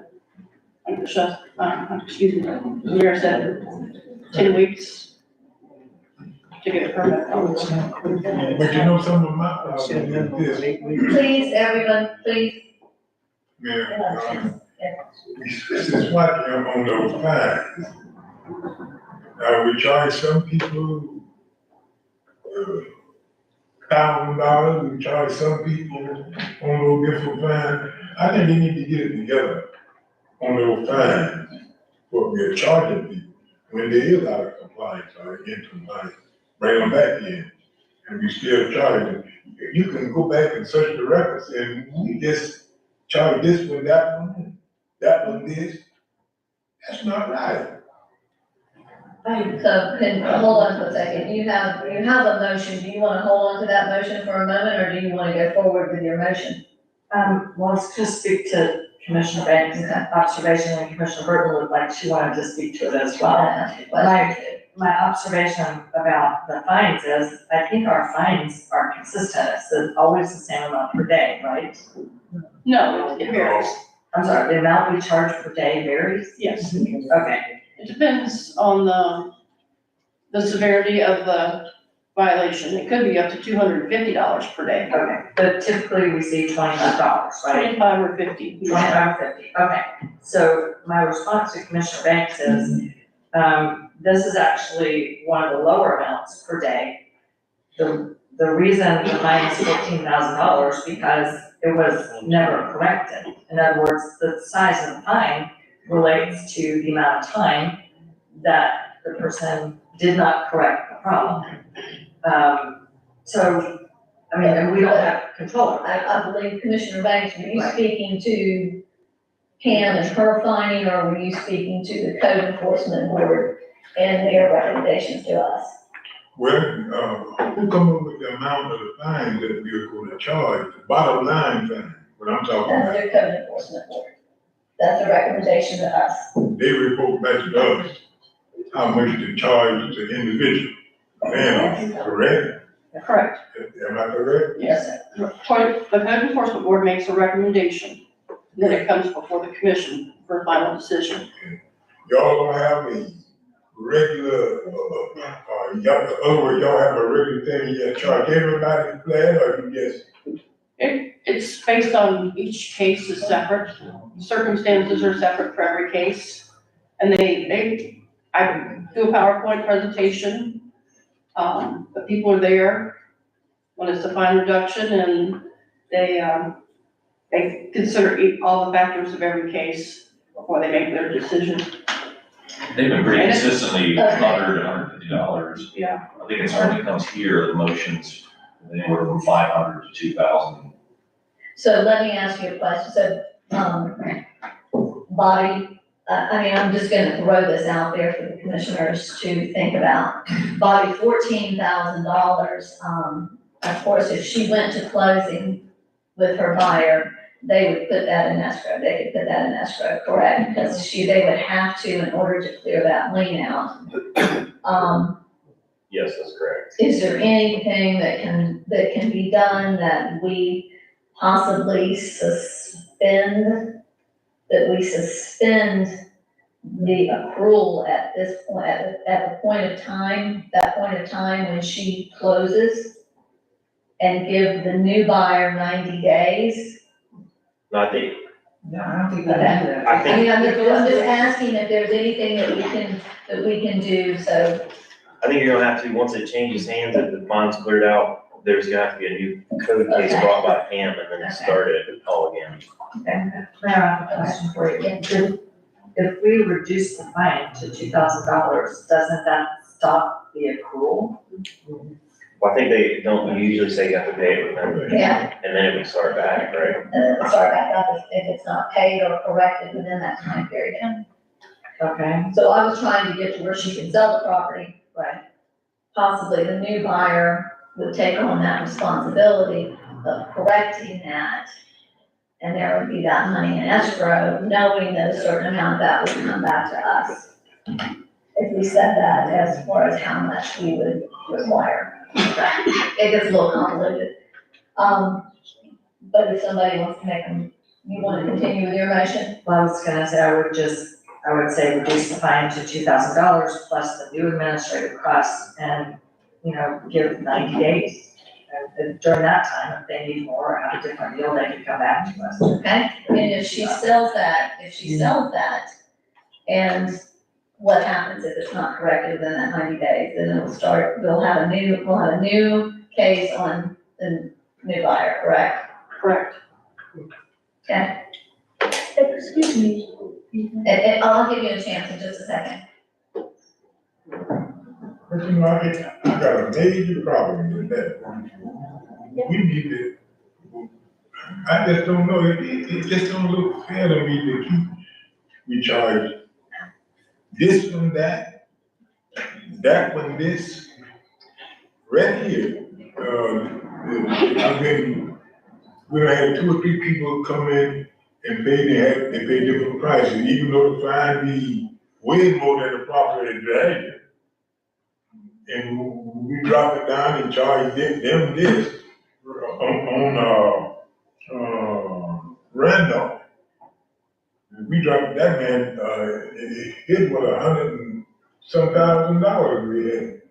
The property ain't value that much, and we dropped it down to $1,000 and he walked.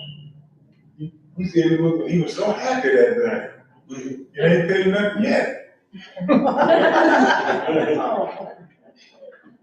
Y'all know the property I'm talking about, eh? On Randolph, we need to, The whole purpose of code enforcement is compliance. I can understand that. And so we currently have a fine, and we're trying to reduce it, and we still don't have compliance. Correct. And so that's where I'm having some issues. And we're turning it over to a new owner to start everything all over again, and still don't have compliance. None of that makes sense to do that. It doesn't make sense to do that. Go ahead. Right, so I'm saying, that's why I don't wanna forgive the fine, we've been burned twice. We got burned really on, I think, the Randolph Street property. Very persuasive emotional case was made, and then, we didn't get rewarded with that, is what I understand. And then there was property on Central Avenue, and supposedly great things would happen with that, so, I'm trying to address the issue, if it's not. Okay, so she has, Probably a question more. yes, before, and then we're going to address her motion. Go ahead, you have a question for Bob? Okay, so let's say she sells the place and, I mean, can the city can hold on to this lien on this house, and it can't be the first one up to get paid this lien? The problem is gonna be, I'm assuming that the sale, they're gonna get title insurance and nobody's gonna issue a title commitment policy with the outstanding liens. Because what they're saying is when you get title insurance, they're saying that they guarantee that the person that passed title to you had a good title to pass. So if they said, yeah, they would be able to look for like when the one guy came in and was arguing that his title company missed it, that's. But don't a lot of people sell their homes, let's say there's a lien on their home, they sell the home and pay the lien to clear everything off and take the profit. What's left? Clear title. And then That's really what most people do. You'd say that's like what you do with a mortgage. Right. When you, if you're, yeah. Okay, but in this case, we wanna give her the break. The place stays empty. She doesn't get the permit, I guess. And she's supposedly selling it, but there's nothing in hand that says it's gonna be sold. But if it is going to be sold, that's where you would make that's where you would pay that fine, is at the time of the sale, correct? That's correct. So, that's all I'm saying. I mean, that's how it usually works. That's the transaction piece to it. Okay, so we currently have a motion, yes, Pam? You could stipulate that she needs to bring the property in compliance before you consider reduction of the lien. She can go to the Putnam County Building Department and get a permit herself. Well, she needs a contractor, actually, because she doesn't live there, it's not her homestead property. But she could get a permit and be in compliance and then come back and ask for a reduction. Okay. Yes, Commissioner. No, I'm just saying, in that case, I don't need to make a motion. If we do nothing tonight, that's our option, correct? Correct. But I think we still have to address this recommendation, so we have to have a motion, correct? Correct. Okay, so we currently have a motion, Commissioner DeVito. Do you want to pull your motion, or do you want to go forward and see if we have a second? And we need to hear from Ms. Graham also. Okay, well, if we don't have a second, we don't have a second, we can do something else. Okay, so we have Commissioner DeVito's motion to charge her $2,000 plus all current administrative fines with a 90-day compliance. Is that correct? That's it. Okay, do I have a second? Okay, motion fails for lack of a second. Okay. We want to have Ms. Graham speak before we. Okay. We have, thank you. Thank you very much. Good evening, Dr. Graham, 820 West Highland Avenue, DeLand. I want to share with you, my story, okay? And believe it or not, the Code Enforcement Board heard all of my explanations as to why, and so that is why they voted the way they did, okay? Specifically, I worked with an individual who was referred to me from this organization, and I provided the documentation and the support to show how I made every effort to work with that contractor.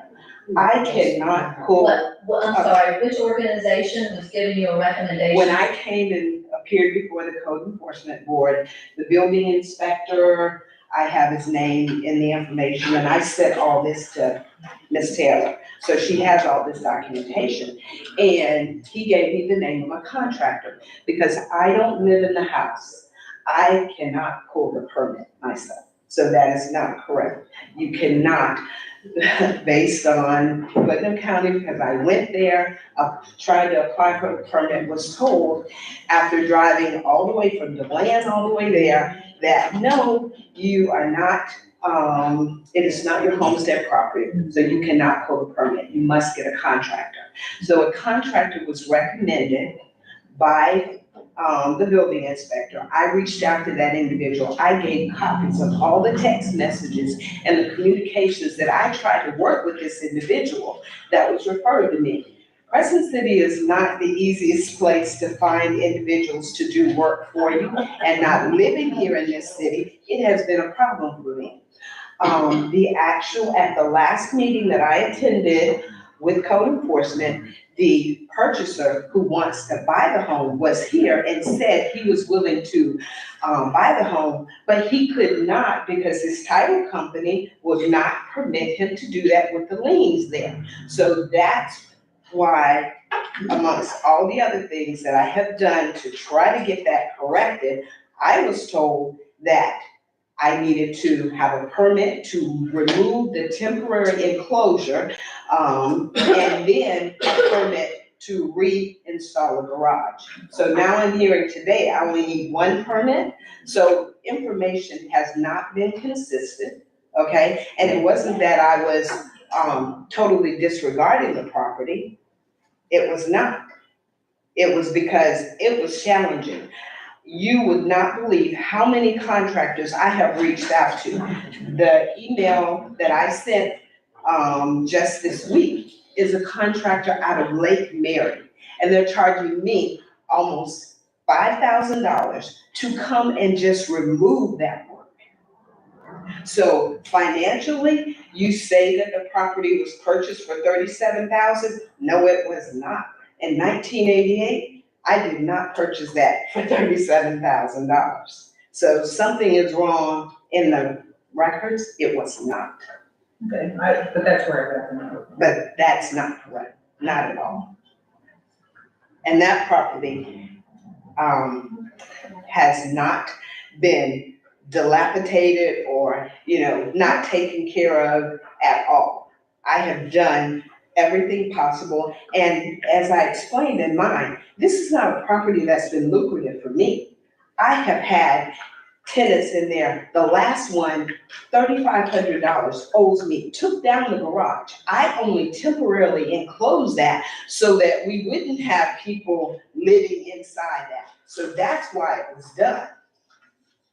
Not for a permanent structure, but to keep it, because there was not a tenant in the building. And the tenant that was there didn't even pay me. So, and I explained this, and I don't know if you all received that packet that I sent with all of my explanation. We have all that. You do have all that? I'm pretty sure WPM is all in the text message. Okay, but just recently, I got a quote because I wanted to get this resolved and taken care of. When I come previously, it was never my intention to disregard the request.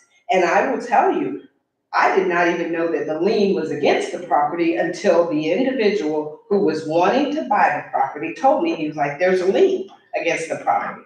So I understand that it was part of it, that if you don't do it, it's $25 a day. But let me tell you, I had not heard anything more. So it was a shock to me. And I will say the precedent that was set at that meeting, it was pretty consistent. The other individual was not even aware until you're at the point where you're trying to sell your property. And then you realize, oh my gosh, there's a lien.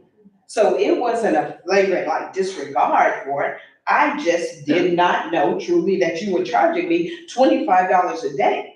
Because I will tell you, rest assured, I would have taken care of it like I'm having to do now, go all the way to Lake Mary to get a contractor to come up here just to remove it.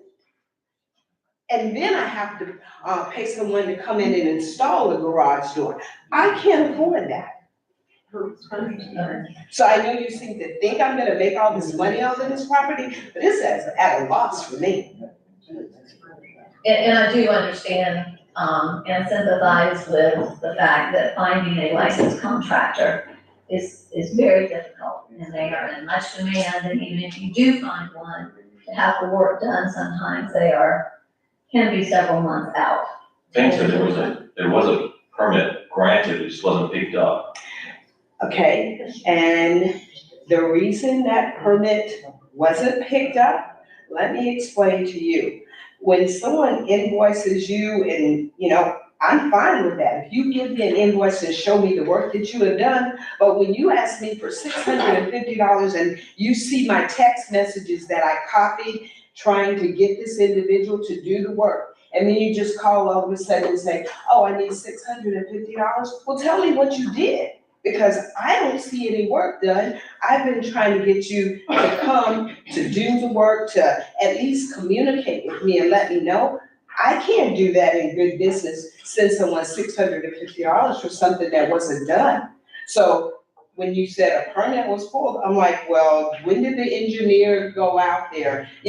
Because that's what I was told that had to be done. If you remove that, then an engineer has to make sure it meets all the wind qualifications and all this other stuff. So that's what I was expecting to see. He could not provide me with an invoice from an engineer or supposedly an architect. I got the text message where he's asking for money for funds, but I have no record of him going to the property or doing any work. I can't pay someone $650 for nothing. So that permit wasn't to just permit what was already done, is to do more.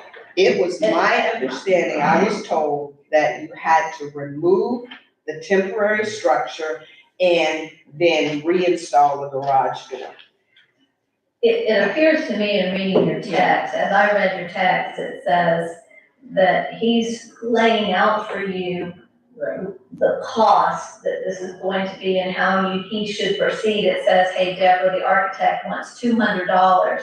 The permit costs $119, and I need $650 for material and labor. Tell me how you want me to proceed. Okay? I know, And would you look at the time frame of that? When I started with him, I said a year and a half. So if it takes a year and a half to get something accomplished, then I am definitely gonna be in arrears trying to do this, because that is not acceptable. I don't think anyone would tolerate that from anyone. So I was skeptical about giving him anything. Okay. All right. Do we have any other questions of Ms. Graham? No, I just have a question for our code officer, but I don't have any questions for Ms. Brown. Thank you for being here. Okay, the only other thing that I would say is when you set a precedent and I'm all about being fair, okay? So when I see what has been done, because I've had the ability to sit through other meetings, and I've seen where fines were reduced from individuals who are more than capable of paying, and then I see this, and I'm like, we operate in the sunshine. So why, I think in all fairness, we need to be fair with whatever we do. Well, and thank you for stating that, but at the same time, oftentimes when they bring their fines to be reduced, they're also in compliance at that time. And so compliance is the goal. That is the end result. That's the goal, is compliance, so. Okay, do you have any other questions? Did you have a letter from Ms. Graham? No, for our code officer. Okay, thank you, Ms. Graham. Did you have a question, Ms. Graham? Don't go away, Ms. Graham. No, I'm Okay. My question is this: what can be did, code enforcement, to rectify the problem?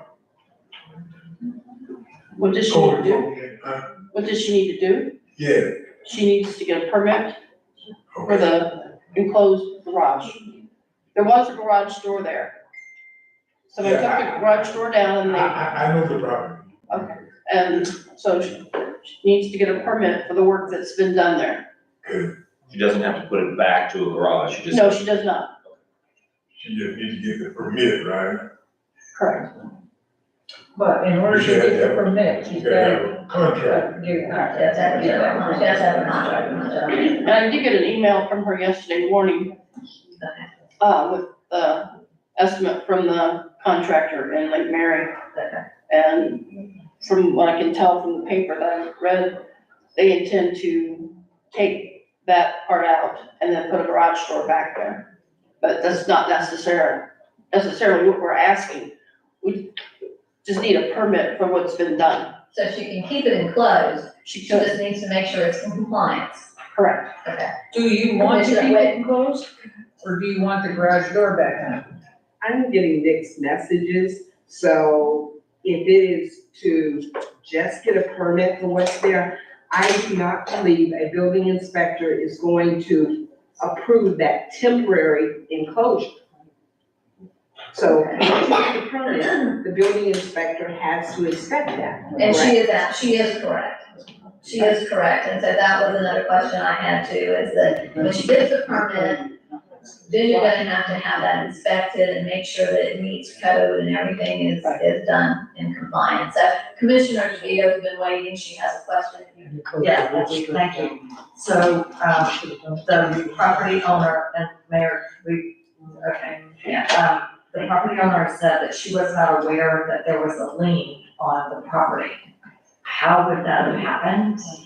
We send a letter out after the code enforcement board.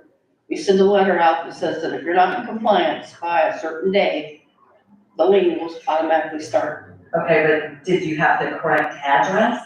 Yes, Okay, and so you send one letter? yes. Registered? She wasn't ready. She got, her first letter was 2020. Okay, so, but, even before this goes to the code enforcement board, do you not let the property owner know that there is a violation? I do. And how do you do that? I send a letter.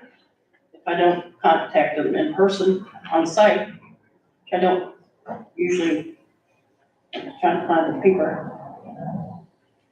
I issued a notice of code violation on July 24th, 2020. With a compliance date of August 7th, 2020. But, and And then she so, went to the code enforcement board on July 27th, 2021. So it's almost a year later, okay, filed for the code enforcement board. And that was when she asked for the 300th extension, correct? Well, the code enforcement board gave her a compliance date of September 27th. And she requested to go to the September 28th code enforcement board, and then they gave her more time to comply to December 28th, 2021. And she was at both meetings. I know she was one in September. Well, why don't we just do, that answers that. Yeah. No, she's not. okay, well, why don't we just do this, cause we can kick this can down the road all night. Let's do this, let's, give her, an extension. Give her extension, to try to get, I don't know how you wanna word it, or maybe our attorney can help word it, so, when we come back again, we can give her a list, a penalty, and maybe the work will be done. Or evidently she done reached out to get a $6,000 for a contract to just come in and put a note in. I think, well, we just going back and forth. Pam, can we do, if Commissioner Banks makes a motion, or somebody makes a motion, can we stop the clock? Not the fine at this time, can we stop the clock and give her a certain amount of time? What's your recommendation, Commissioner Pickens? I was with him earlier, so go ahead. What do you mean by stop the clock? I meant as far as the accrual, the daily accrual. Yeah, I mean, I think y'all have the ability to do that. Okay. You see what I'm saying is that we give her that 30 days, and we stop the accrual clock. Give her our 90 days, and let her figure this out. Obviously, she has reached out to a contractor that is willing to come in and get a permit. And, because compliance, I'm going back again on compliance, and that's what I hope our code board looks at too, is compliance. Your Honor, I'm Attorney Merritt. Yes, sir. Okay, now, we understand, have we changed, inspectors? Because it would take so long for them to get out to the people. Yes. Yeah, there's been a change of, So it don't take no 6 months now for them to get out, just take. that's my understanding. Okay, so what we need to do then is go ahead and set it up to give her an extension, and, you know, Okay, do you want to make a motion? I make a motion that we give her another grace period, if you wanna call it that, or extension, whatever you wanna call it. So you want to stop the fine as of today? Yeah, I think, you know, Stop the something, accrual. yeah, you know, something you wanna add on. $14,750. Okay, and you want to give her Yeah, a time to comply? yeah, you give it some time. What do you recommend? How many days? To me, it's gonna at least take 3 months. 90 days? Yeah, that's 90 days. And I think that's fair, and I think she would meet that obligation. You see, she tried. And then at that time, she could come back to us, correct, Pam? Or does she have to go back to the code board, but she could, or she could just come directly back to us, She could, okay, and ask for a fine reduction?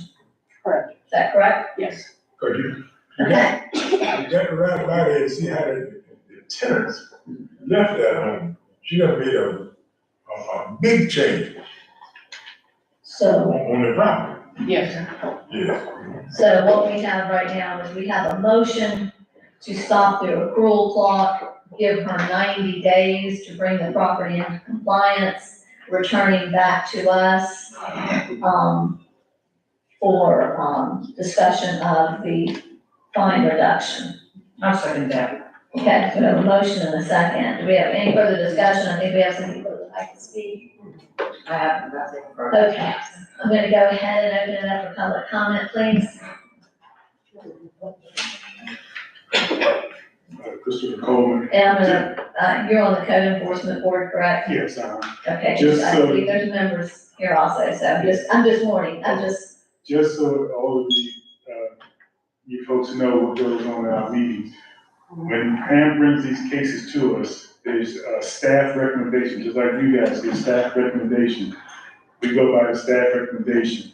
Before this lady came up, before her case, there was another case in front of hers that was $170,000 with a staff recommendation of reducing it to, I think it was $1,000 some odd dollars. When her case came up, which was the second case, came up with no staff recommendation, so we're sitting there like, what do we do? So the only fair thing to do was reduce hers the same like the person that was in front of her. The thing that I wanted to come up here and say something to you guys, because now she's coming before the person that was, before her on the last meeting. So it's gonna look like we reduced hers, and now we gotta reduce this other person, because the other person was first.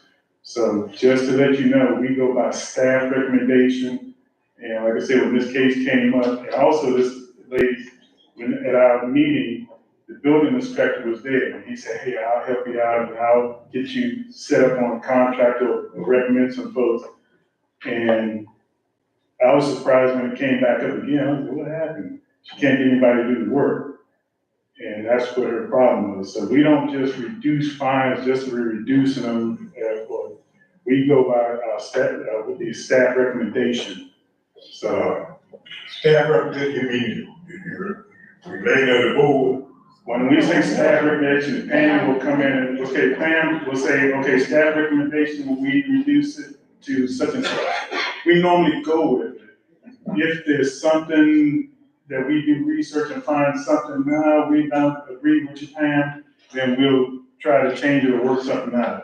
We don't just come up and say, we're just gonna reduce this, just be reducing it. We go by staff recommendation and then we discuss it, so, just so that you know. So, even with staff recommendation, even if she didn't give you a staff recommendation on this, and you got the facts, still is not in compliance. Did that come up, that question come up? The There was that compliance, yes, concern? it did, it came up, but the reason was because of the, she didn't have workers to perform the work.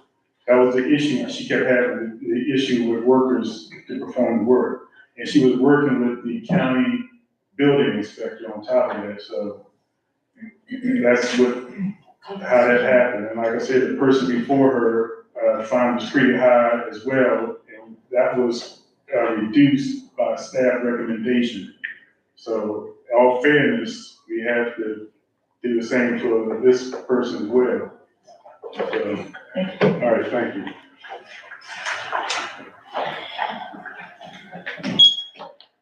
Hi, my name is Maureen Cooper. I'm the chair of the code board. I was told, as were the other board members from day one, that we are not a punitive board. We are there to get compliance.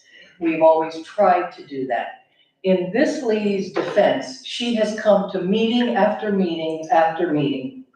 Always, kept in touch, couldn't get a contractor, couldn't do this. They wouldn't give her a building permit because she didn't live there. So it wasn't like she wasn't in compliance because she was just ignoring it. She just couldn't make it happen.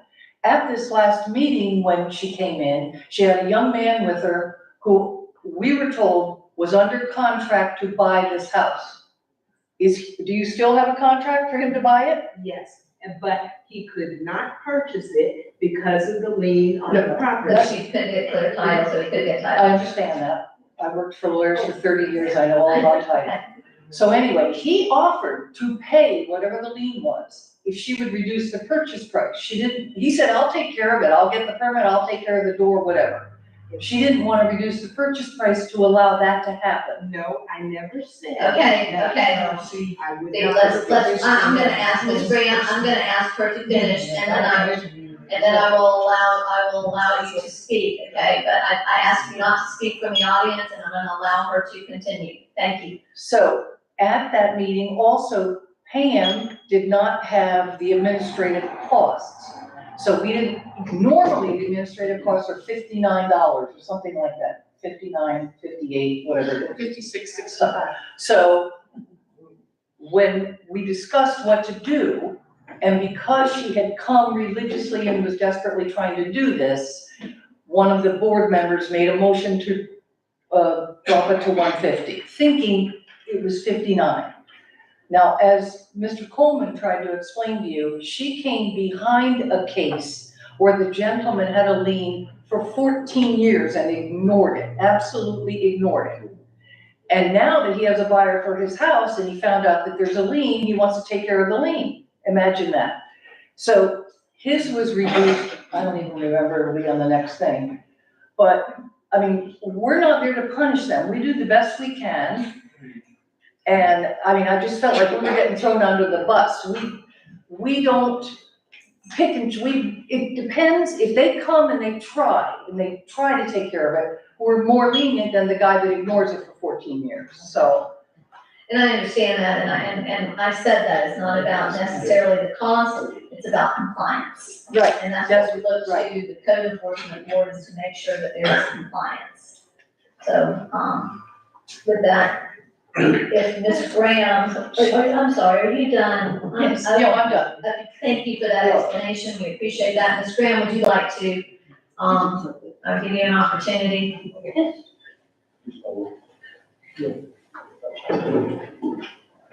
First of all, I want to thank her for explaining, but I just wanted to clarify, because I know there's a lot of conversation going on during those meetings. So it wasn't that I declined his offer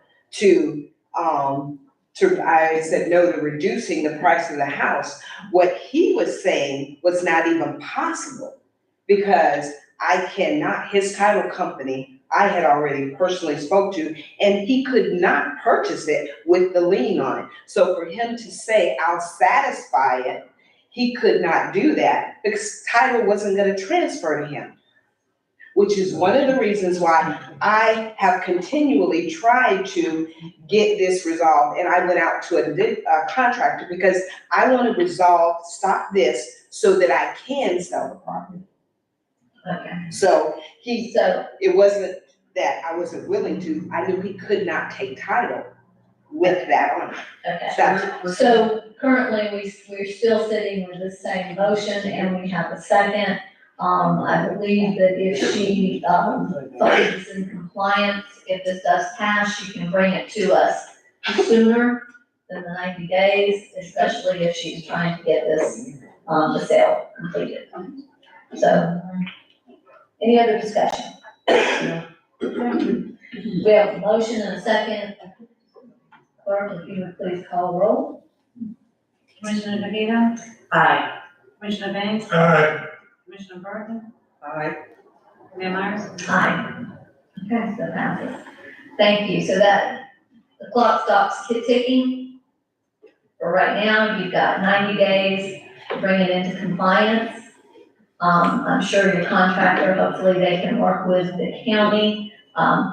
Keep in contact with Pam. I think that's also very important that you stay in communication. That communication is important. And if for some reason you come into compliance sooner, please by all means reach out to Pam and so she can bring it to us. Okay?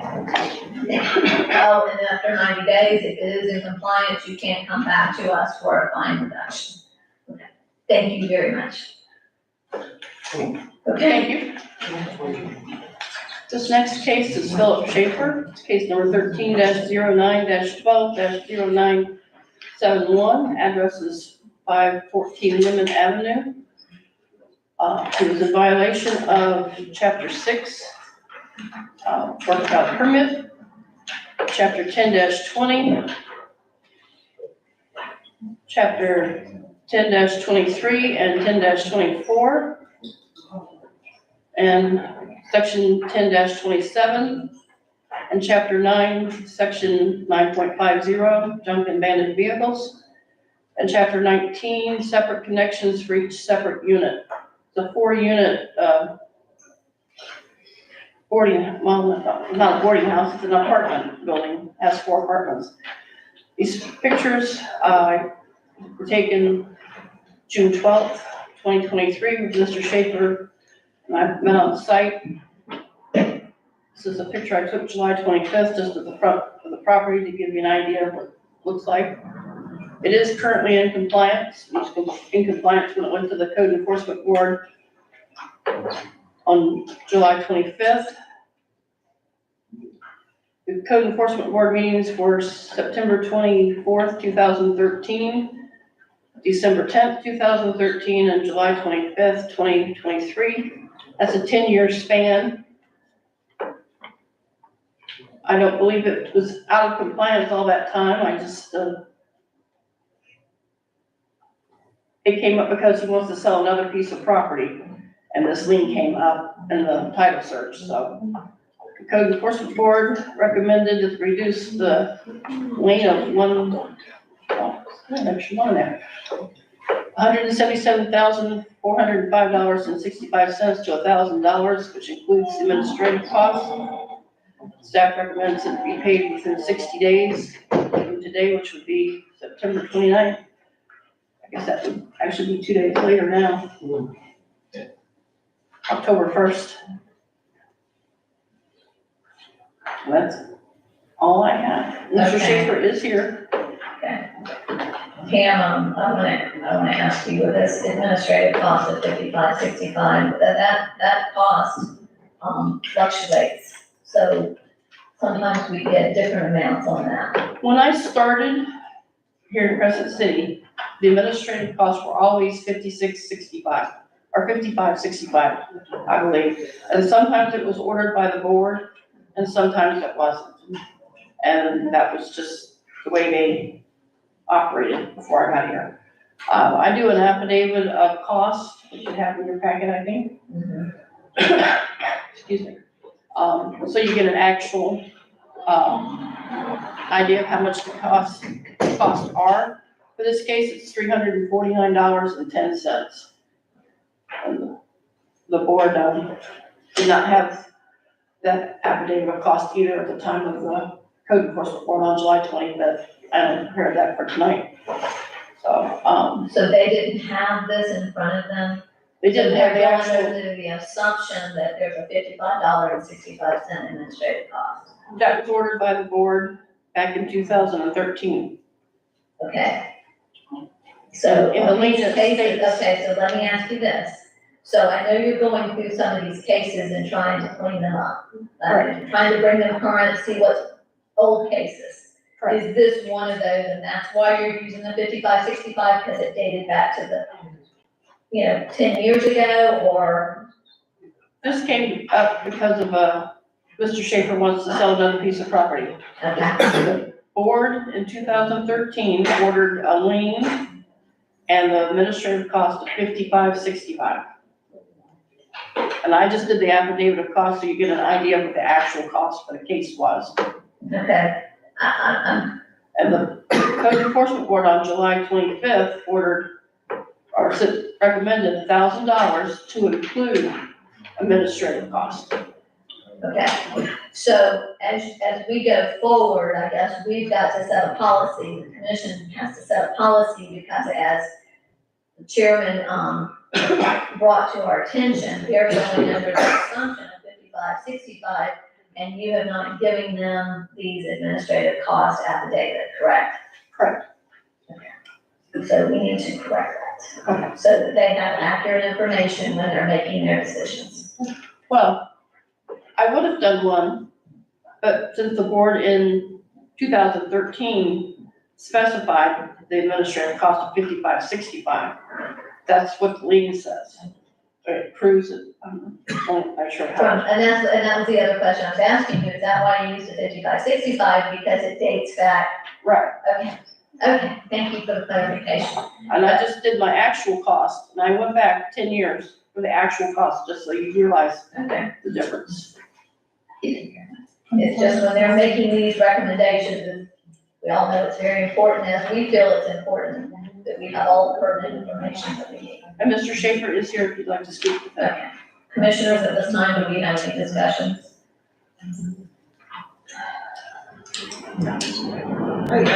I just have one question.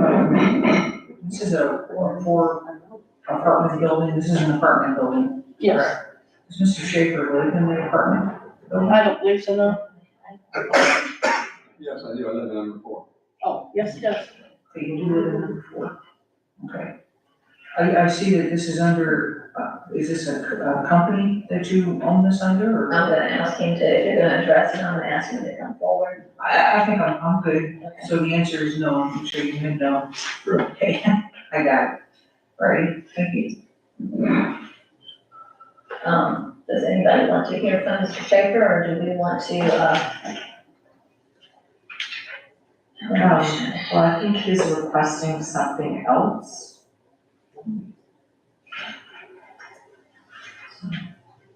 I mean, I would like to hear from Mr. Schaefer. okay, Mr. Schaefer, would you like to come forward and address the commission, please? I'm not clear what he's asking. Is he okay with paying $1,000? I'm okay with that. What happened was back in 2013, I was moving from South Florida up here. And I was coming up once a week, dropping off loads of stuff that I was bringing up from down there. And my backyard had a bunch of junk in the backyard. Bob Chair was the code enforcement officer at that time. He came out and talked to me, he's like, this has gotta go, you gotta get rid of that. And I said, okay. He said, you gotta get rid of these junk cars. They weren't junk cars, they were just cars that weren't licensed and insured and so on. I said, okay, I can do all that. So also there was an issue about the water in the building. I had tied 2 apartments together at a convenience because it was easy enough to do. And I did feed one of the apartments with some water. Well, I didn't realize that, we had an altercation with Bob Chair about that. He was accusing me of stealing water from the city. I said, I'm not stealing anything. I'm paying for the water on number 3. I'm just using it on number 2 and 3. I'm still paying for it. I'm paying for the water going out of the building, the sewage and all that. But anyway, I went ahead and he insisted that I get a plumbing contractor. So I hired Dixon Plumbing out of DeLand to, or actually Pearson, to take care of it. And Lamar came here, he's the man who owns the company. He pulled the permit. His son Brian came and put in 4 new lines. We dug up my driveway, replaced all the lines. The permit was satisfied, and I believe it was all closed properly. Well, I thought when we did that I had become into compliance and everything was fine. And I saw Bob Chair around town regularly. We talked, we chatted. He was, I'm not gonna say he was a buddy, but he was okay with me and we talked. He never gave me a clue that the fine was there. I was not aware of it. Now, Ms. Taylor had said that I was sent a certified letter saying that I was going to be fined or whatever, but somehow either I didn't, I don't know, I can't explain why I didn't act on it then and make sure that everything was taken care of. But I just thought that everything was done, and I didn't know that there was a $50 fine going on for 10 years. This was, and I didn't even find out about it until I went to sell a piece of property in Melrose that Ms. Taylor mentioned. And that's when the title company called me and said, hey, we can't do this because you've got a lien on one of your properties. And I said, no, I don't have any liens. And they said, oh, it's on 514 limit. And I said, that's impossible. So that's when I investigated and found out, whoa, $177,000? I don't know. $177,000, that came as quite a shock, to say the least. And in the last meeting I was at, Ms. Taylor presented the case and everybody said, well, okay, $1,000 would be an appropriate slap on the wrist or whatever, and, I'm good with that. I don't, when I'm looking at 177,000, and there was a mention of one of the gentlemen that said, it should be more like 3,500, and somebody else said 2,000. It's like, you're talking about money that I can't get my hands on. $1,000, I can get $1,000. I can put that together, not a problem. I'd be happy to pay $1,000 and get this off my back, because we can all forget about it.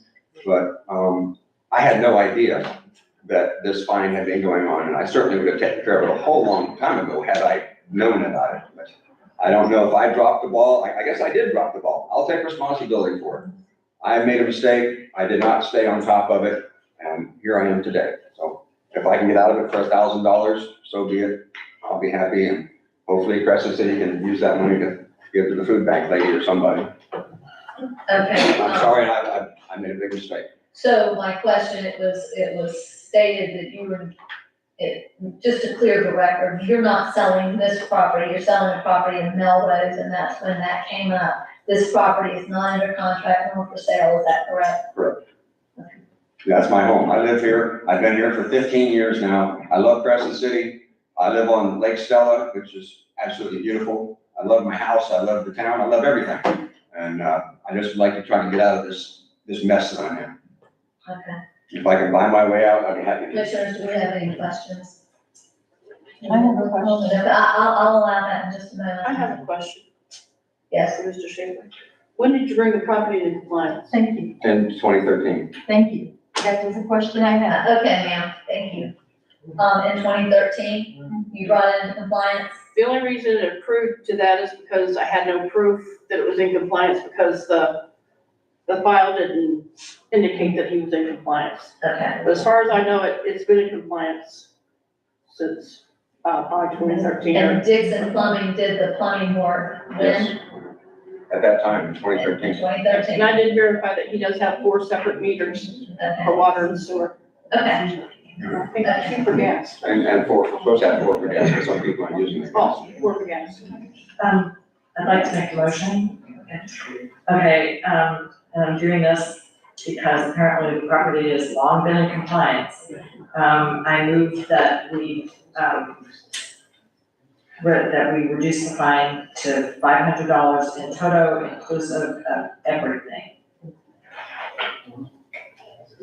And payable within, how soon should it be paid again? Excuse me? How soon do we need to have fines paid? Within 30 days, by the 30 days, 60 days? by the next commission meeting? Mr. Schaefer, can you pay within 30 days? Certainly. Okay, to be paid within 30 days. And so that's my. With the motion, Any other motion? Yes, that was my motion, to charge him $500 to completely clear the lane and bring the matter to a close. was it $1,000, right? No, she said 500, she wants I to said- reduce it, the code board recommended 1,000, he said you're willing to pay 1,000, she's reducing it to 500, plus administrative costs, or 500. 500, but no administrative costs. Never go speak twice. I was just gonna say. So do you want to withdraw your second? I withdraw myself. Will somebody else make a motion? I make the motion that we charge him what the board said, $1,000. Including the administrative cost of 5565. Well, all the next one. I need you to add that. At the end, Okay, the 1,000 plus the 55, 65. no, at the end, in there. $1,000, okay, so we have a motion. I'll second it. We have a motion for $1,000. A second, and then clear the lien, To be paid in 30 days? to be paid in 30 days. Before we vote, there was a member of the audience that wanted to speak. Did you want to speak still? No, no bother. She was curious about the 2013 compliance. Yeah, I mean, I'm also on the code board. Okay, I'm gonna ask you to come forward, please. I'm probably gonna be out of order. Michelle Holland. He's been in compliance since 2013. Nobody canceled the lien. It's not his fault. I'm sorry. Well, and we've got exactly your recommendation, actually less than your recommendation, so, No, I wasn't at that meeting. okay. With that, Karen, would you please do roll call? Commissioner Brinkley? Aye. Commissioner Davis? Aye. Commissioner DeVito? Nay. Mayor Myers? Aye. And so that's, thank you very much. So it passes $1,000 within 30 days, and the lien will be clear. Commissioner DeVivo, thank you very much for your effort. I appreciate the $500, even though it didn't go through, but I appreciate your input. Thank you all very much and have a nice night. Thank you. Thank you. Okay, let's move on to the next item. Next case is Nicholas and Donna Lynn Bayless. Excuse me. It's 515 South Prospect, and this is being brought before the commission for permission to abate the property. Property's been out of compliance since March of 2019, probably before then. That's the day I went and looked at it. It's been condemned by the building department. A lot of information there, I'm not gonna read all of it. Violations from chapter 10, section 10-20 and 10-27. Oh. I apologize for my pictures being sideways. They do that on their own. It's 2 pictures of the property taken August 3rd, 2023. And those look sideways too. Yeah. We have pictures, Mark, we have pictures. Yes. We have pictures. One on the left was taken July 19th, 2021. One on the right was taken August 3rd, 2023. You can see that the house has continued to deteriorate. The back porch, I believe, has completely collapsed. 678 days of non-compliance. Fine is $16,975. The property's not in compliance. It's a hazard to the neighbors and the citizens of Crescent City. So we respectfully request that you give us permission to abate the nuisance. I think, Pam, what we were asking is, like we did with the church, we notify the property owner and give them time to take care of this. And if not, we will proceed with the process of waiting and then leave the property. So you're asking, that's really what you're asking permission to. What did the church, 60 days to comply or? I believe so. Yeah, we give them a chance to take care of it, and then you give us permission to proceed at that time if they have taken care of it. Okay. So Mayor, I have a question. Yes. For the city manager. I have a question. So, if they don't take care of it, then the process is we have to go to court to get an order to demolish it? Is that what the plan would be? That's correct. Yeah, and then that last one, the church actually had the title search, so we'll start working on that complaint, we'll go to court to get an order. Right, well, I wasn't asking about the church, so I'm saying, I'm asking because this actually, I believe, is a historic property, and this is on this is a stucco building. It actually at one time was a very beautiful house. It's one of the few stucco buildings in town. And, it's at the end of the, Prospect Street extension on the north side, right next to India's Inn. It's on the extension, but it's the east side of Prospect Street and then on the left. Right, but it's on the north side of the extension. If you're at Mary Edwards Inn, I was just saying, it's north. But anyway, it is a shame to lose that property. So the bottom line is, if we agree to go ahead with this, the owners would have the opportunity to correct it, right? Right. Okay, which, do we have any idea why? I mean, have you ever spoken with them? Yes, And what do they say? they're not interested in maintaining the property. They're not interested in what? Maintaining the property. They have no interest in the property and taking care of it or paying the taxes or the tax deed was sold recently. Okay, so the tax deed was sold to someone? Yes. Yeah. Okay, do they have any, I mean, they don't have an interest in selling it? No.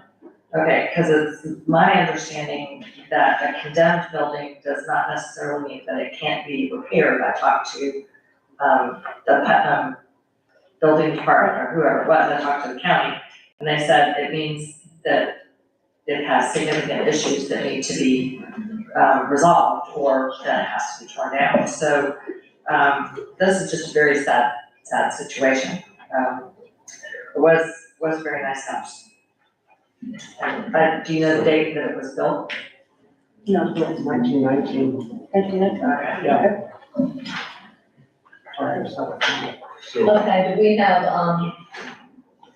have any, What do we need to do? so we're going to, start the abatement process? Can I make a suggestion?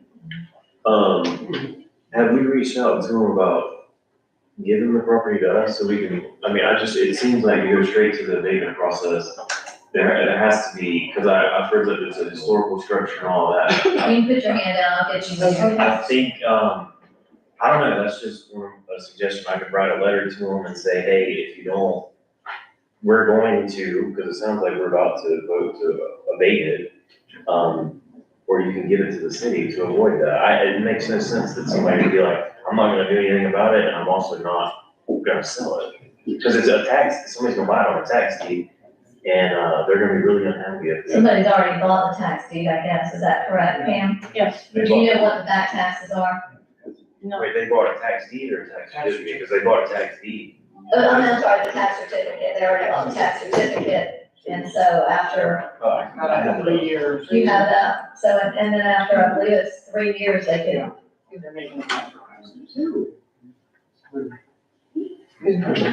But do we have a lien on it so that, I don't know, the tax deed won't discharge it. We have a code enforcement lien on it. Yes.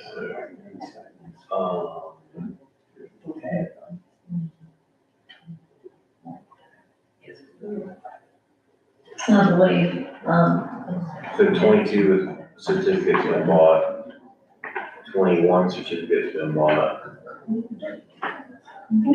And 20 certificates been bought, so 3 years in arrears. at least. What is the tax? Can you see what the tax should show you what's due?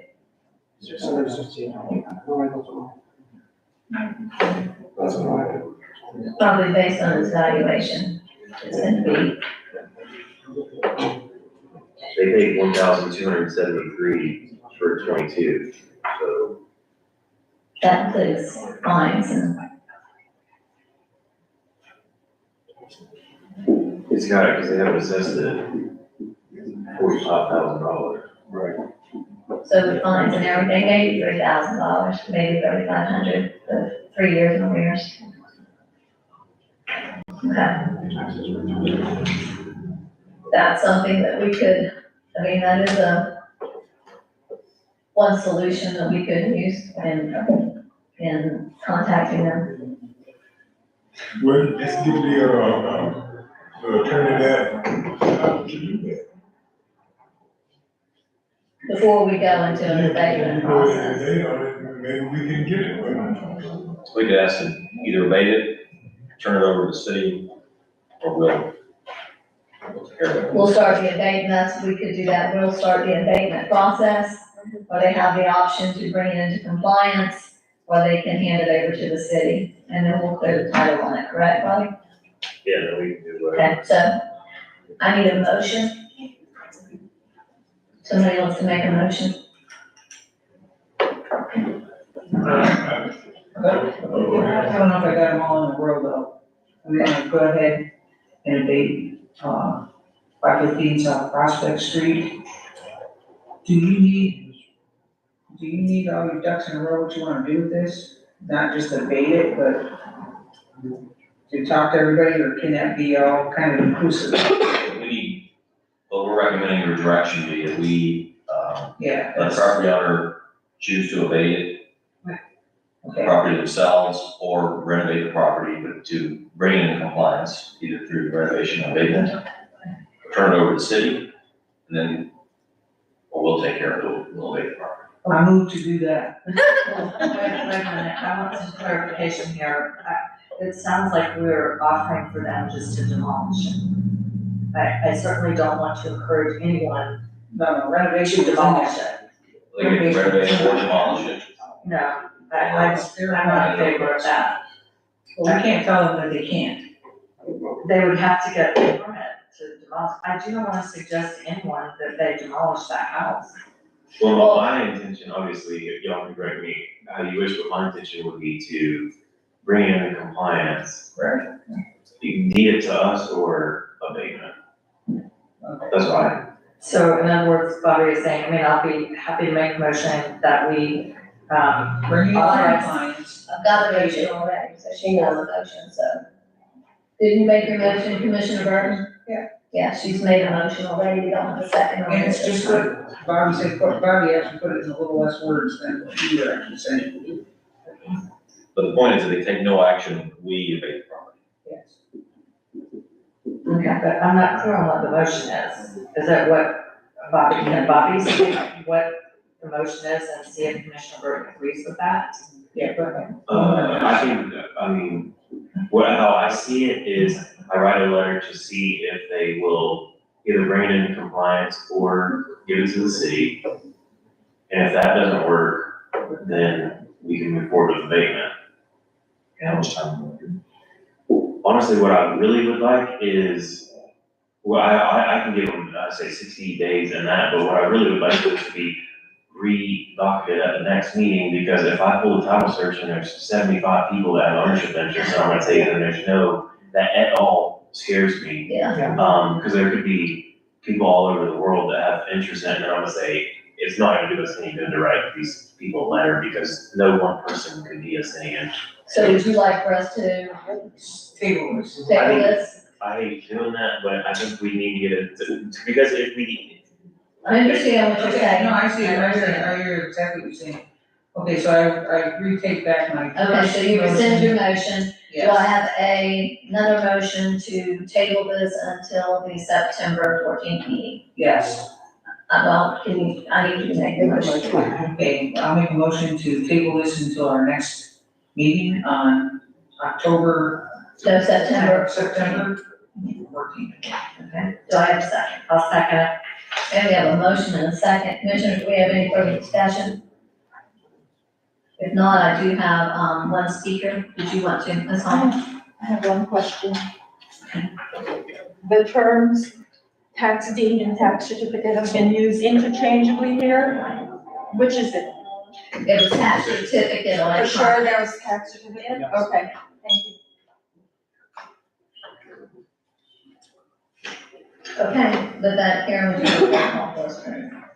Commissioner Bena? Aye. Commissioner Bena? Aye. Commissioner Jordan? Aye. Mayor Myers? Aye.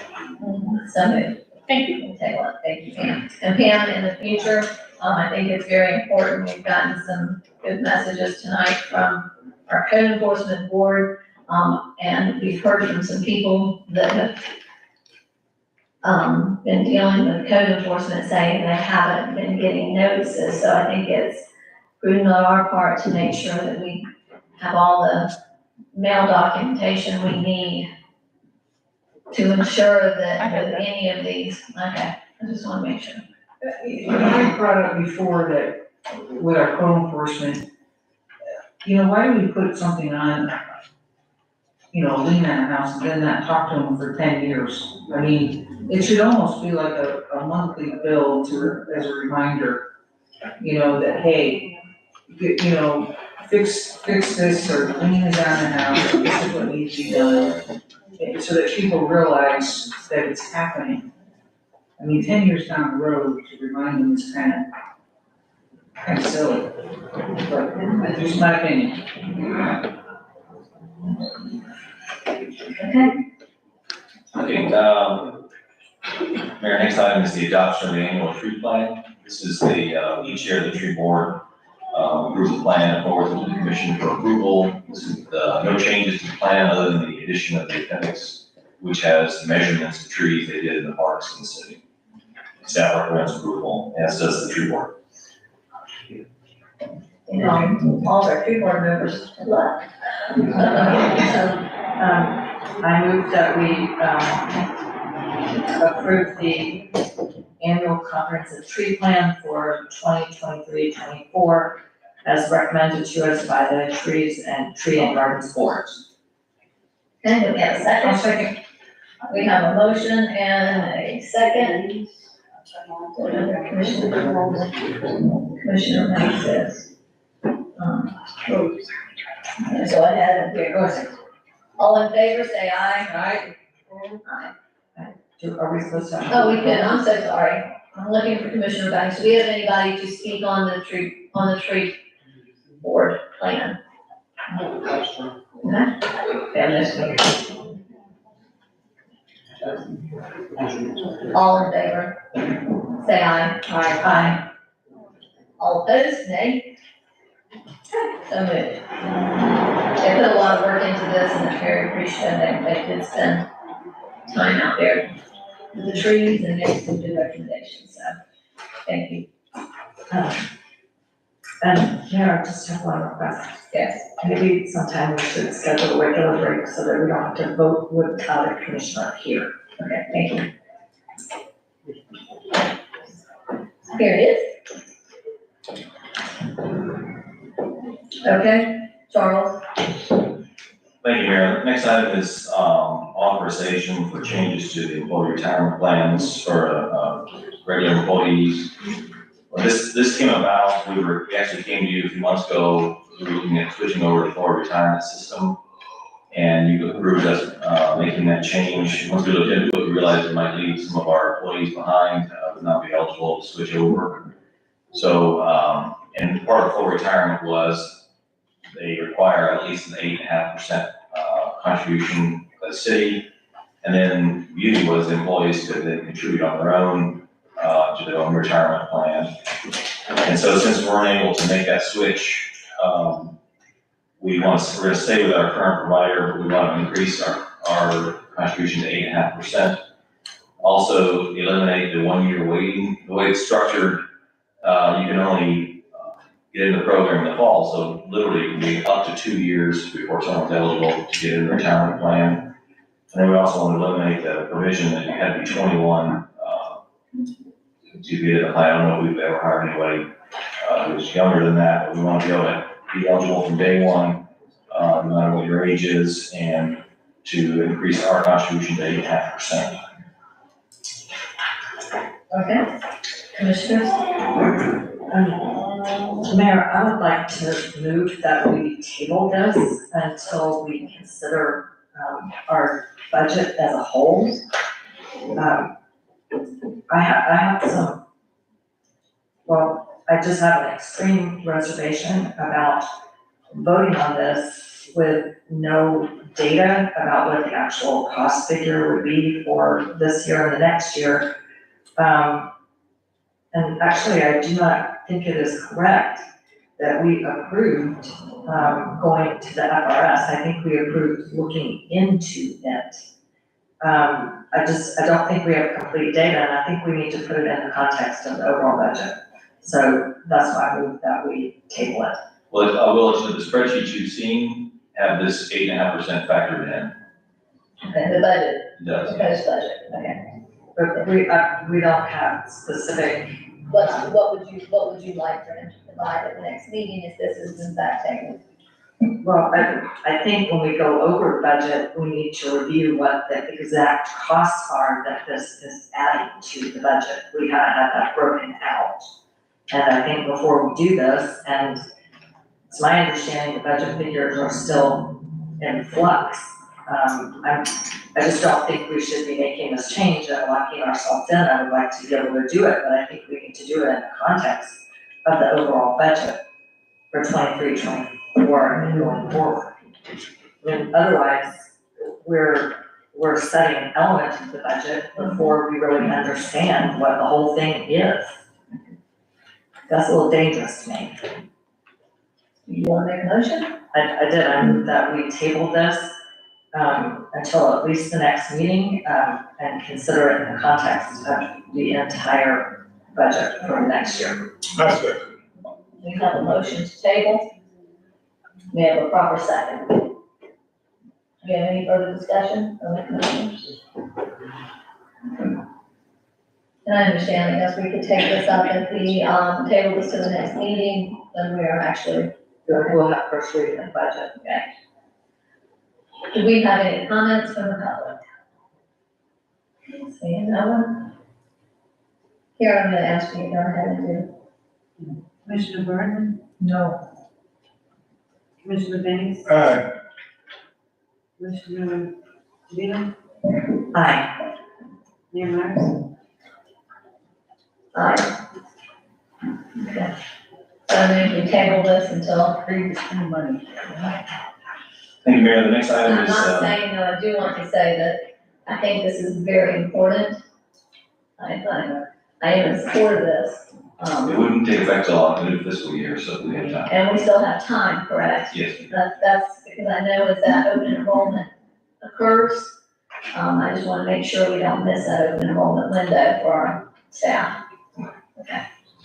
When is the open enrollment window? It's usually in October. Okay, because that's not here. Right. So the next item, I'm bringing back to you the impact fee study proposal. Previously I brought it to you, and this study is necessary if we want to implement impact fees. If we're not interested in impact fees, this kind of came to the forefront, the recent expansion of our sewer system to include 8 residential and 5 commercial properties. We had no way to charge that to developers. Residential is what's building now, and we had no mechanism because we had a moratorium on our impact fees. So in order to reinstitute impact fees, we have to have the study to back them up. And so the original cost was, I think, a little over $90,000, but it included the adoption process and the comprehensive plan update and many other things. So I asked the consultant to take those out. It was actually a sub-consultant who did that portion. So I brought it down to $64,180. I think if we put this off, it's just gonna be more expensive. And this is also, in my view, this is part of our preparation for the growth we think will occur when the Bass Pro Shop Resort comes in. Just like updating our land development code, we need to have things in place prior to that and not be scrambling to react when a large development came in, and then it'd be too late, because this will take, I think, 2 or 3 months, and then you can't impose them for 90 days after you pass it. So we're still looking at 6 months or so before we can collect any of these fees. Okay. So my recommendation is we authorize it. My initial idea was to split the money out of the 3 funds effective, the general fund, the water fund, and the wastewater fund. But those funds are too tight right now, so my recommendation would be to take this out of the better place. Okay. And you say 64,000? 64,180.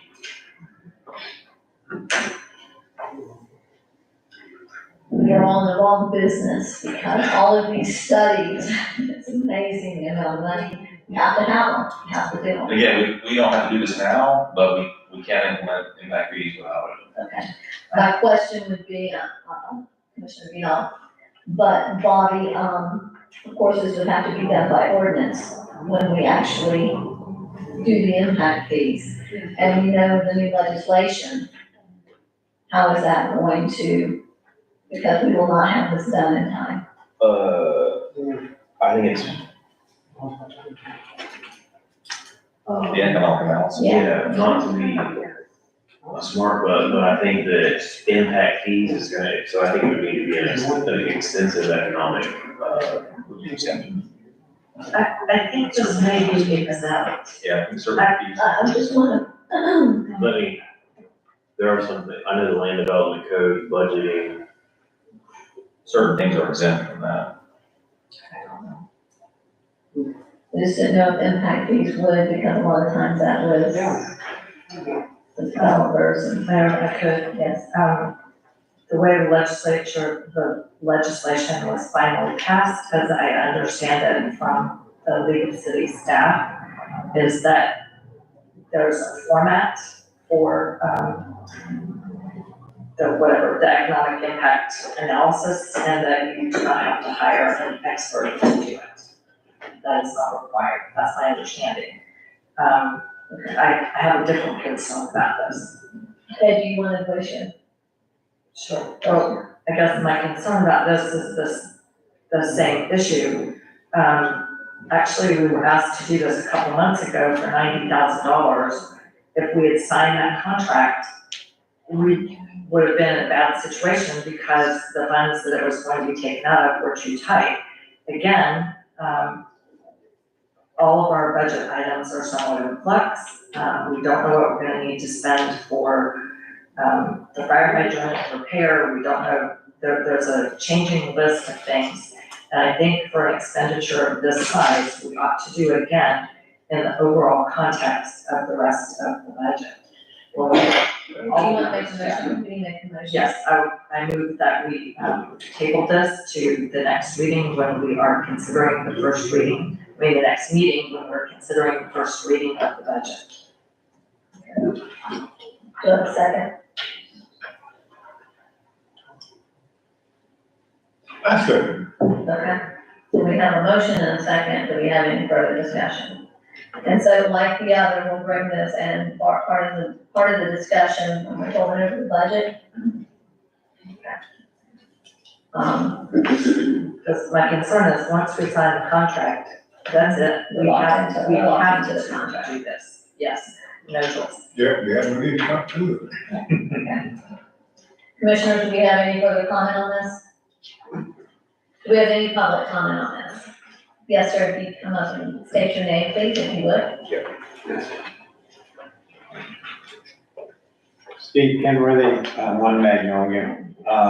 Previous experience with impact fees and so forth, not in this county, but in another county, that they put a moratorium on it, and the contractors or the developers were goofy and kept developing and developing, creating a real problem for that county for services. So the sooner you can do this, the faster you can collect some money. And this, especially the city of Crescent City, needs the money. So do not hesitate very long, because time's going by, and believe me, the developers know what's going on. They're watching what you're doing. So don't wait too long. Thank you. Charles, how long did they say it would take for them to complete this study? Do you recall? I think it was 2 to 3 months. Okay.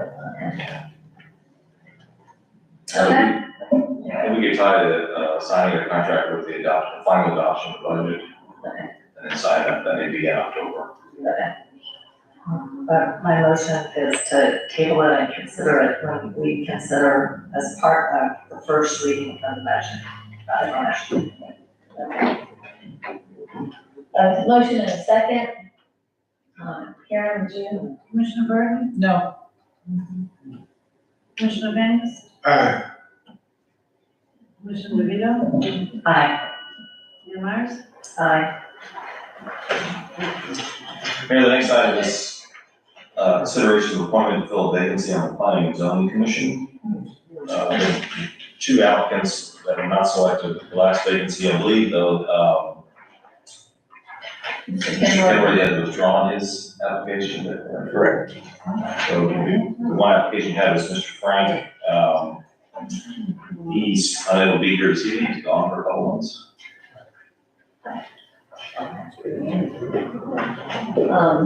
You know, one of the things I was looking at when I was looking at our training and zoning is that we no longer have anybody on the east side of 17. We have no representation on the east side of 17, only on the west side of 17. So that is a concern that I do have. So I don't know if we have any, we need to do this has been advertised the entire time? Yeah. Okay. And are we having a problem, may I ask a question there? Are we having a problem getting a quorum? No. No, we're not. And are you sure that Mr. Frank has gone for how many months? You said it wasn't gonna be done until late September, September 28th, I think, was what he said. End of September. Yeah, that's Okay, but this is August. Yes. So we need, so really a motion to do something with this, so I need a motion. Try to play on time. So I need to appoint, the sole applicant, Mr. Michael Frank, for the, vacancy on the planning and zoning, I believe it's called the commission, correct? Yes. Planning and zoning commission. He's, anyway, so I move to appoint Mr. Frank. Maybe a second.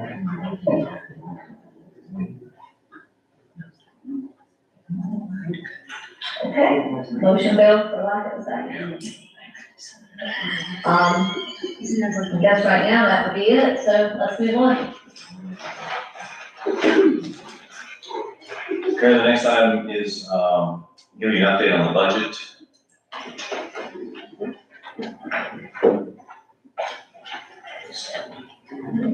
Is anybody cold in here? Freezing? Let me take, I'll tell you what I'm gonna do, is I'm gonna take a 4-minute recess, okay? Because I'm shivering.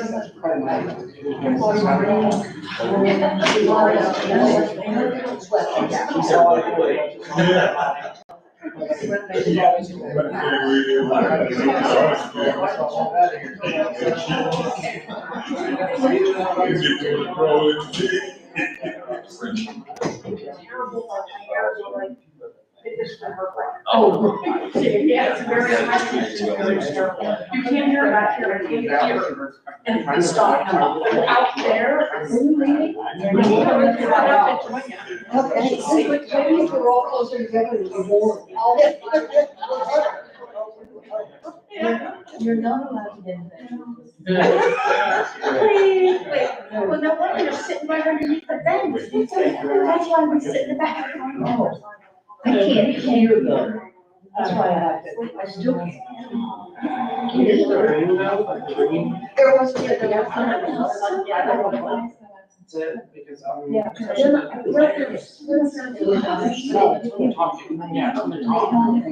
Yeah. Seems like, Okay. it's just like, driving me nuts, it's giving me a headache. Oh, is this the official line break? Yeah, it's a 4-minute break. Yeah. Okay, this is the official.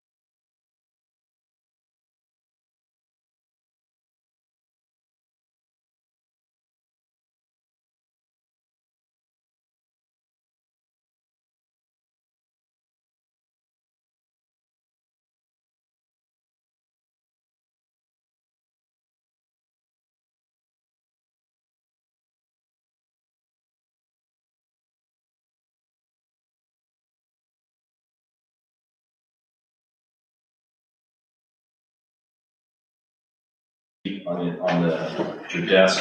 One was the organizational chart that you requested. One was the copy of the executive order.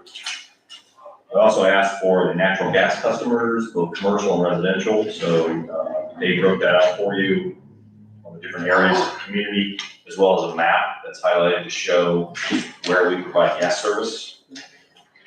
You had asked for a copy of the Better Place ARPA presentation from last time, so that's in the file.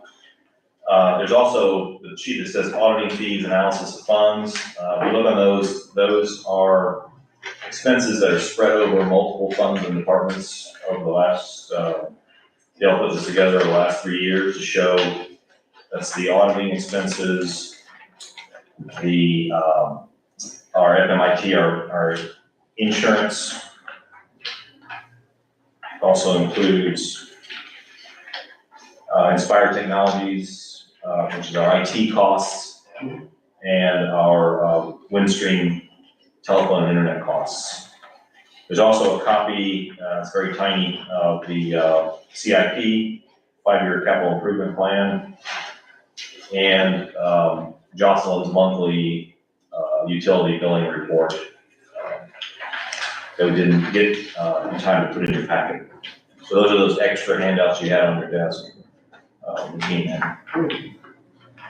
So we go through a presentation. These, and actually, as Commissioner DeVito indicated, the numbers are changing. Literally today, I was finalizing the CRA revenue income from the county, and we keep tweaking the goals. The challenge has been adding the gas department position for succession planning, so we can get someone trained up before potentially 3/4 of that department retires, and adding a public works position, which is a request, trying to find a place that would fit in the budget. And that's also for extra help and for succession planning. We have a number of folks in that department ready for retirement as well.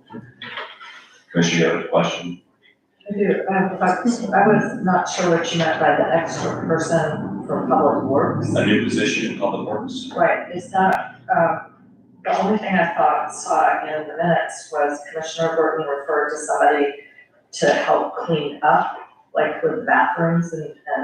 That would be public works. Yes. Is that the one we were talking Yes, about? yes. Okay, because I don't remember us agreeing to that. It was brought up by Commissioner Burton, but I didn't see in the minutes that there was any consensus to it.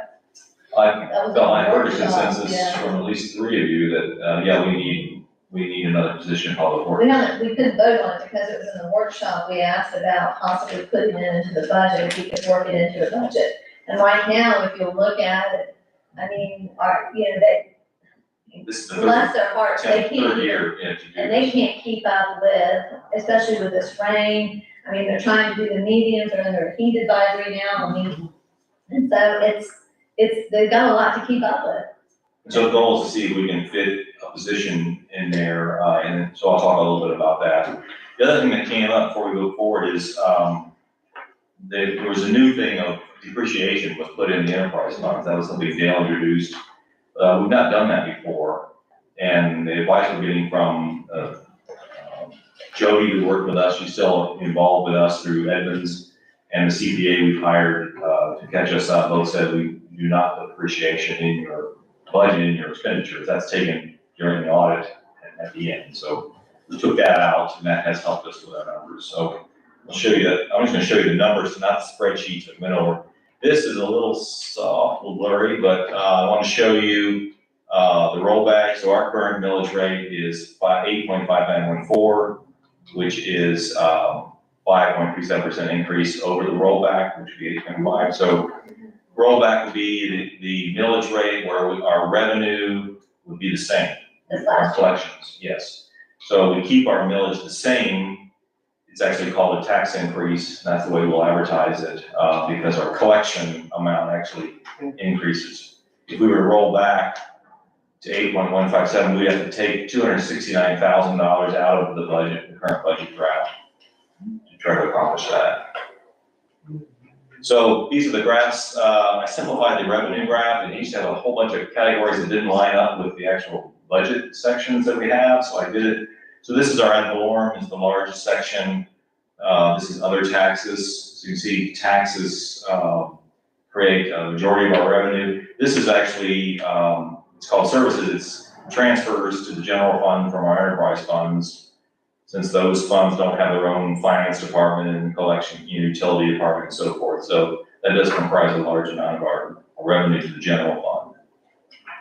This is a breakdown of the expenditures, this largest being our law enforcement. This is with every city I work with, it's the largest expenditure, followed by utility billing.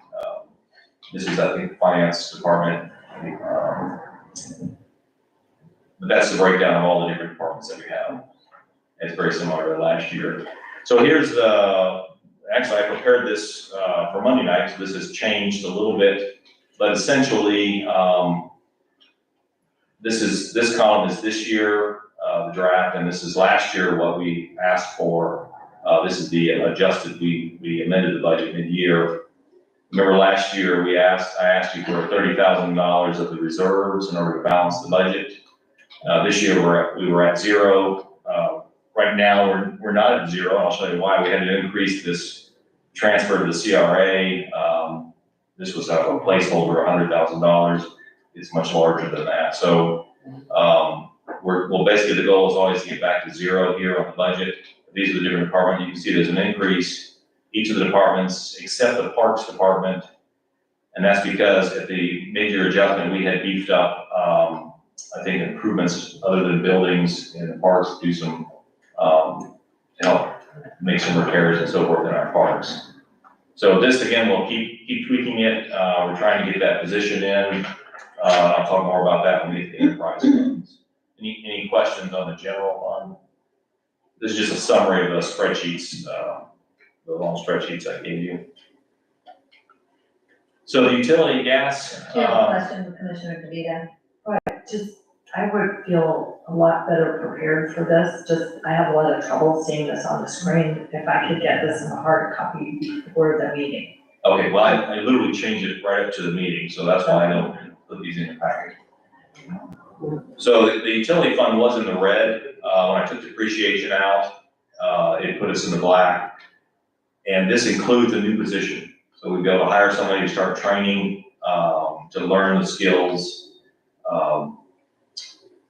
to take over that position, and that looks wrong there.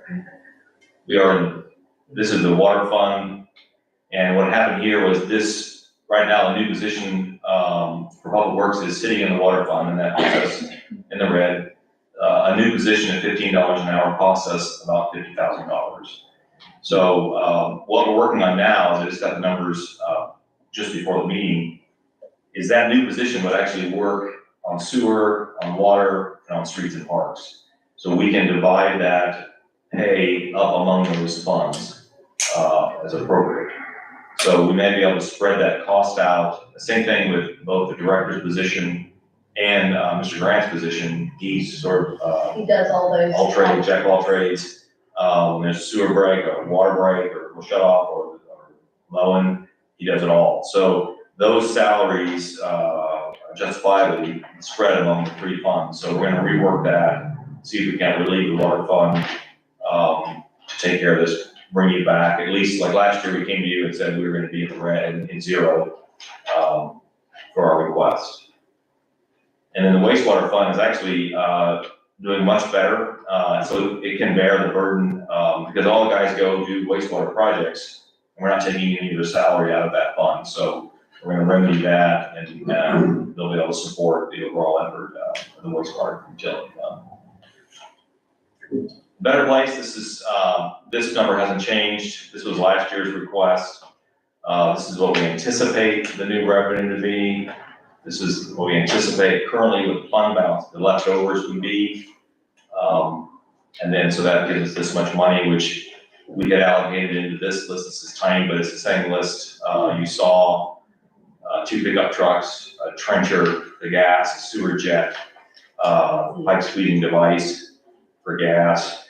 And then we add those aerator, renovation of the aerator structure of the water plant, power vent and easy vent for the storage tank. And then this containment, lead removal at the south tower. Renovations at City Hall will continue. Restrooms at Colbert Park, playground equipment at Colbert Park, beach replacement at Dexter Beach Park, and then a contingency. I will rework this to include the impact fee study, so you can see that, how that would affect this list. Let me ask you a question, Charles, with this, we have to have that money assigned, correct? It doesn't mean we have to use it, that doesn't. Correct, each of those will come back to you. For instance, I was looking at a Parks grant today for playground equipment, where it could be 100% grant. So, you know, and we could also apply for the FERDAP grant. So we would come back to you, this would just earmark these funds, and you still have to approve the projects. Right. Yes, sir. What about the trencher? You mentioned that. Yes, so that's a fair, we estimate that'll be $100,000. Our trencher is about 26 years old. But how regularly do we use the trencher? Gas Department uses it quite often. We've had to repair it quite a bit lately. But basically for new services, correct? Yes, it's for new service and, How many new services do we run a year? Cause we actually have a backlog of requests. We actually have a backlog of requests for new service. We haven't been able to keep up with the demand. It's like I know 12 below, they were. They had to wait for months, yeah. Yeah. So we actually, they're doing, I think, maybe 4 a month, he said. They're doing them just as fast as they can, and they're primarily for generators. People are getting gas service for emergency generators. But did we look at the price of renting one when we need it? No, I can bring that information back to you. Yeah, look at it that way, because the one we got, it just sit up down there to the, Marginia, up under that shed back there. You know, Okay, I'll bring that information back. yeah, please. Mayor, I have a question. So for the Better Place Fund, if we spent all these things, that would reduce us to zero and we'd have no carryover for next year, right? You have $29,044. Okay, and that's basically our emergency fund. So another question I have is, at our last meeting, we addressed a drainage issue, not a drainage issue, we addressed a pipe repair issue. On Lake Street, Yes, on and Lake they're Street. working on that, I think currently, I saw them. Yes, that will impact this as well. But that was about $23,000 and that will come out of the total, correct? Yes. So we won't necessarily have that same amount to spend. And as well, don't we still have the stormwater issue that affects another house on Lake Street that has quite a big price tag on it? Yes, over $100,000 for the one at the end of the lake. We thought about a ready grant for that. Now we've been awarded one, we'll have to close that ready grant out before we can get another one. And how long would that take? It'll be, I don't know, I can't tell you. So in other words, we would not be able in the next fiscal year, without either a Better Place Plan funds or an available ready grant to address that ongoing stormwater problem. Correct. That has been, as my understanding, that's been a problem for 2 or 3 years at a minimum. I believe so, yes. No, to me, it's good, but, you know, maybe look at the Better Placement Plan money in the wrong way. I know that right there is a Christmas list for a kid. I like to think that way. Sometimes when the kid gives you this, you don't get everything on it what the kid wants. You have to get it in segments, you know. Get it this Christmas, then get him something else next Christmas, to eventually pull the gift list. And I think your wish list is going to change based on things that happen within. Yeah, thank you. That just happen, and that's why I said this is not in concrete, these are some suggestions at this time, correct?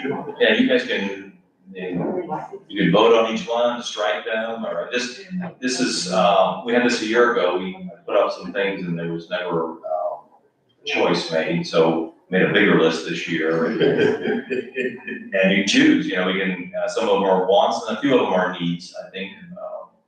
But I do feel good that we need to, I don't know how many years we renew this tax, and we tell the voters, you know, we're gonna do good things with this money and make the community a better place, and then we don't use it, we hold on to it in case something goes wrong. And so that's not the way it's sold, my understanding. I was here, when I lived in Palaca, I went through that process of renewing it, and they put big penny signs around, you said, this is what that penny sales tax bought, these improvements. And so that's how you renew it. So I think it's important that we can show people that we're making improvements, and again, each of these, you may say, yes, let's do it, and then when I come back and say, you know, we wanna, buy the sewer jet now, you can say, no, let's wait. We don't approve that purchase. Mayor, if I could speak to that. Yeah.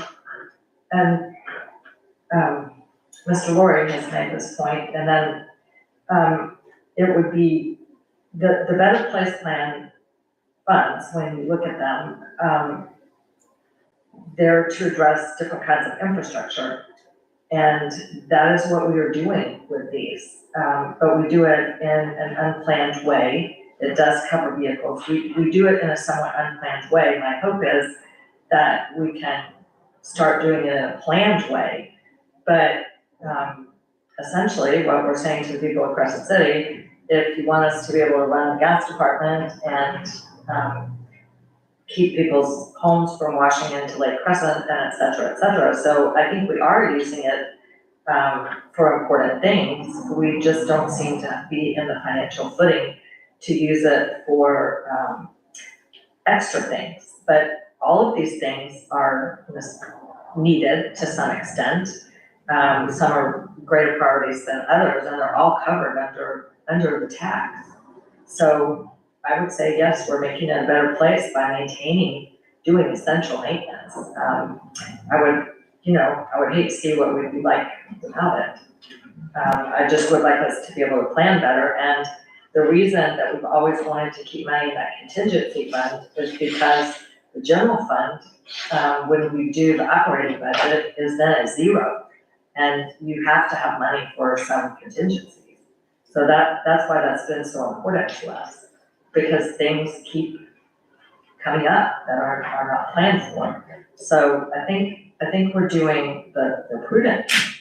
Well, we do have over $1 million in contingency as well. Right, but if we spend that every year for this, that, and the other, we will not have that $1 million. If we had not taken the money out of Better Place Plan Fund and had spent it on, I'm not sure what, I don't think we would have $1 million. No, I mean, that could be the emergency money, and then we plan and we spend this to make community a better place, is my. But we're not really there yet, so, in my opinion, sorry. Okay. The mayor would. So we can actually, if you wanna do a roll call on every one of these next month when we bring it back, that's fine. I can add the Lake Avenue project, I think that's 120,000 or something on it, and you guys can decide. We'll look at the temperature. We'll look at Top running a today, temperature, and yeah. then down if it's. Lake Street. Lake Street. And you want to Thank say you, Lake thank you. Avenue. Lake Lake Sorry. Street. It's really easy. So this is a summary of the funds, show the growth in the funds. And then you can't read this, obviously, this is the CIP, I did zoom in a little bit, still difficult to read, but what we added on here was, these are all the grant funded projects that we're doing. We did add the gas departments, they're applying for a $7.3 million grant to renovate much of our system. I put the fire hydrant project on here, if you approve that. This will be adopted with the budget. And then that's the next item. Okay. Do you have any other questions? Anybody have any questions at this time? Okay. Move on to the next item. Next item is discussion of Miller Middle School property. Okay. This will be part of the broader discussion for our visiting and master planning projects, but it's plan for the context of our larger vision for downtown and for the corridor. Can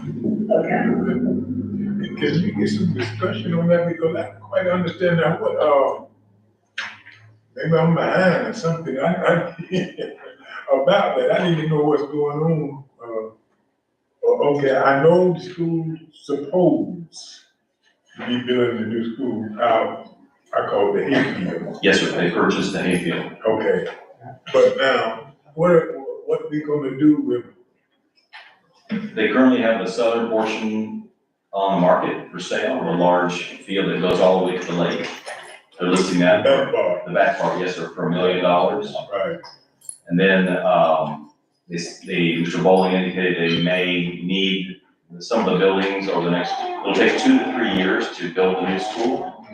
So he said, maybe that we need some part of that during that process, he didn't know. And then they'll be looking to, it's likely they're looking to sell off the rest. They always wanted the gym and the auditorium, so he doesn't really commit to what they may want to hold on to those. So what we're planning for, we're gathering community input on what those buildings could be used for, what profit could come. And we've got a wide range of ideas, everything from another school, a vocational school, housing, commercial, facility services, many ideas on what could happen with that property. cause that back piece was, I ride by here regularly, my grandkids see the birds, but that back piece, I see it got a sign on it by itself. Yes, sir. You're selling that separate. The vacant, yeah. That whole prospect all the way down to the lake is about 5 acres. And they've got that at $1 million, I think is what they have it priced at, and it's then public. I believe it's then public. So the next, public input meeting is scheduled for August 29th. What time is that? Is it 5 or 5 to 8. 5 to 8? Okay. And there'll be like it's called a visual preferences survey. You can pick kind of development they like to see, and kind of signage and densities, and then there'll also be just input ideas, be talking with people and discussing ideas, and there'll be a variety of ways to provide input and gather input. There's also an online survey right now we encourage folks to take. And there'll be some, we're doing a business focus group. We're doing a focus group with the Historical Society, and then one with a partnership which represents most of the local organizations in town. Okay.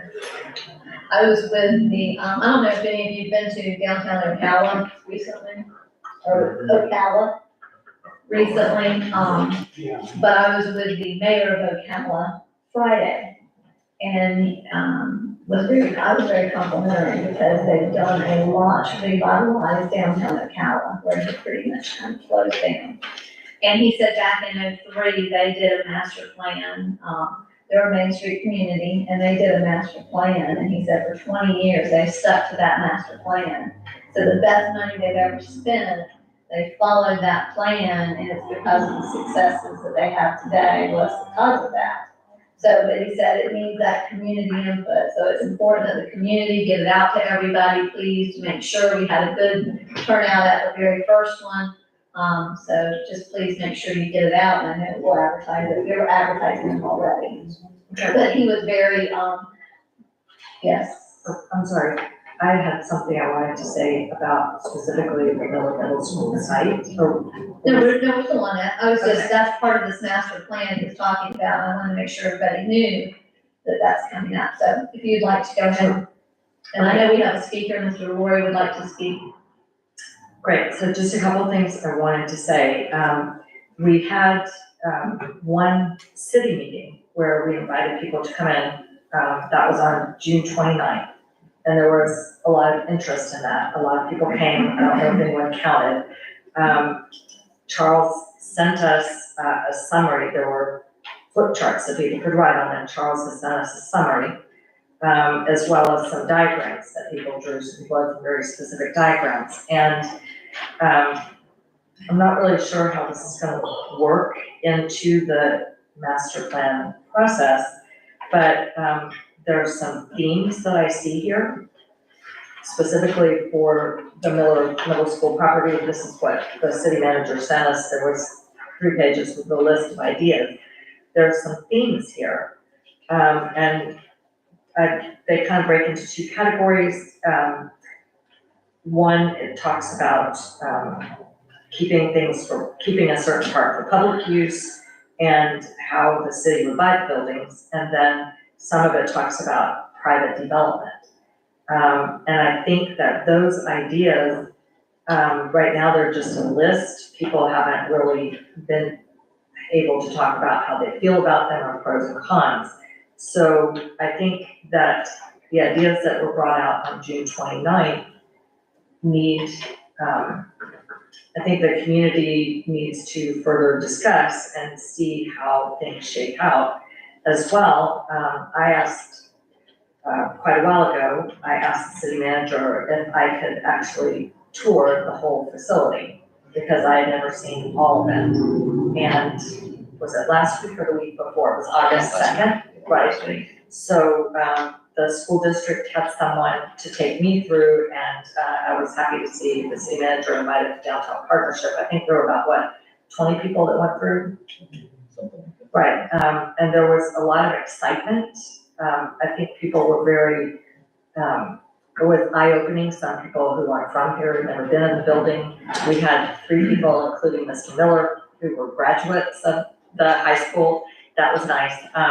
But there was a lot of excitement and a lot of ideas, and people have been asking me, since then, could they have a tour?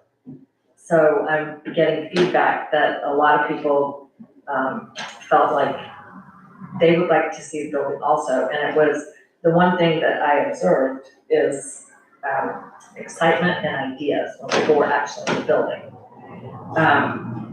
And then the other thing is we have in our strategic plan for 5 years, something about, please let me finish. Sorry. Finish. So I'm saying we need to further work on the ideas that will give to us in a meaningful way. I think we need to do another tour, and then I'm noticing in our 5-year plan, it talks about acquisition of a part of the Miller property, but it doesn't say when or how, okay? So those things I think need to be addressed. And for the record, I want to say I was also on that tour. We kept our distance, and it was stated at the very beginning that there would be no discussion whatsoever on anything that would be ever voted on or brought for us, and there was not. You stayed with your group, I stayed with my group. So, okay, with that, at this time, we have a speaker. We're kind of running out of time here, so I want to go ahead and let's bring our speaker.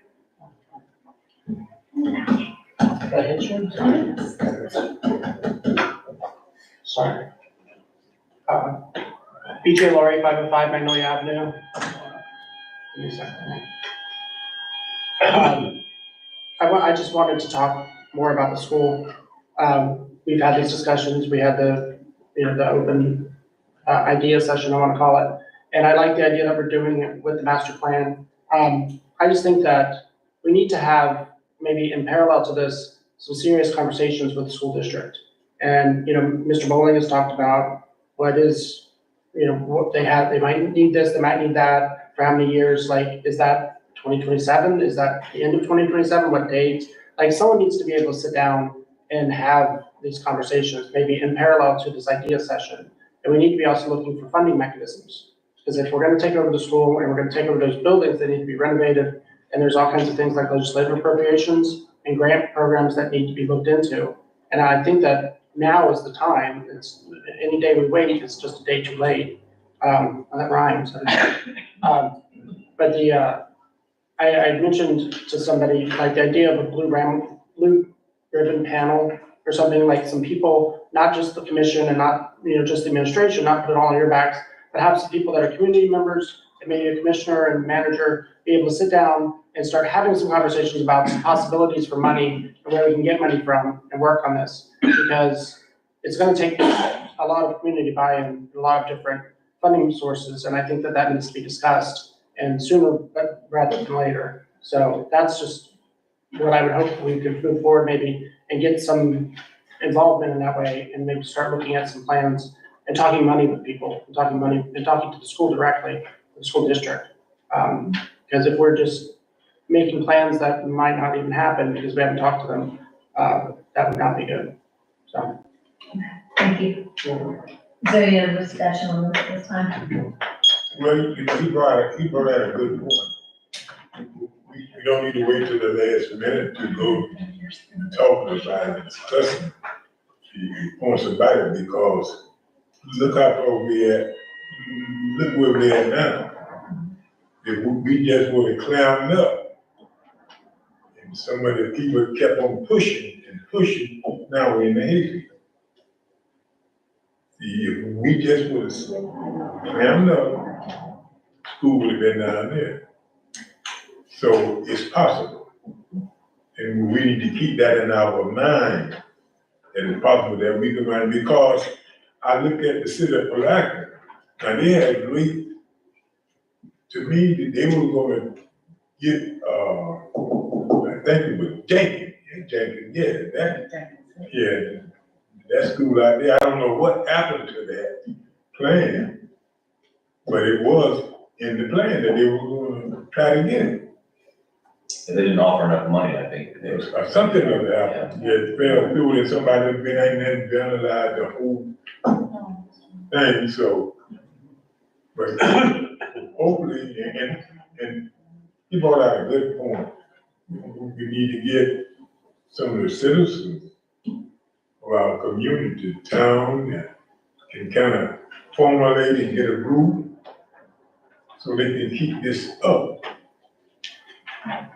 You know, they got to be the Americans and city manager could be on that group of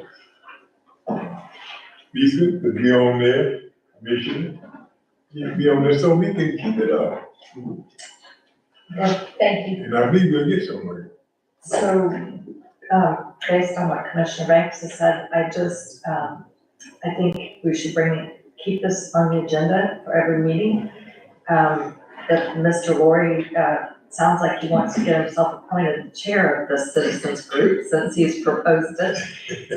But whether he does or doesn't, I think next month would be an opportunity, to hear if he has had a chance to develop that idea anymore, or if any of the other commissioners have any ideas. I think we need to keep going. I'm curious, is it the consensus of the commission that we need to get control of the property, period? I think we need to find out what we're getting control of before we try to find out. There's gonna have to be some study of that, wouldn't you? Well, that's what the comments seem to kind of be going in the direction of, we're gonna control the building, now we gotta figure out a way to fix them up. So if that's consensus, that's the direction we'll go, but I don't think my recommendation is we let the planning process play out. Then we can make that decision, like, okay, at all costs, we have to get this piece, or these pieces, or all these pieces. And then something definitive. And right now, we talk about, in very broad terms, the future and the uses, but you as a body haven't said, we've got to get those buildings in our hands and have ownership, like a definitive. That's done, and we move on from there. That's a very important milestone. Well, I think it is, but the other thing is, okay, how do we acquire those buildings? Where are we getting the dollars to acquire the buildings? Well, that'll be the next step. The decision is, we've got to get them, then we have to look for them. Do you have any ideas where? Please pull your mic down so we can hear. I'm sorry. I'm just asking where we get the money to get the buildings, and if you have ideas of. Not right now. Not right now. That's what Well, I think it's like $4 million or something along for it, from what I understand, or is that The just? entire was, I think, 4.5 million. 4.5. So now it's time to figure out just the buildings. And we don't know where that would be and how much, or what they would be willing I mean, right now, we can't. Carve out there. To have a person, an extra person in public waters, or public works, so. It's just a tough one, and I'm just wondering where, I mean, a lot of people I know would like the buildings and stuff like that, but. Just thinking, It all costs money. thinking broader, what some communities do, you get a beautiful plan. Sometimes communities go out for a bond for the city's portion of that.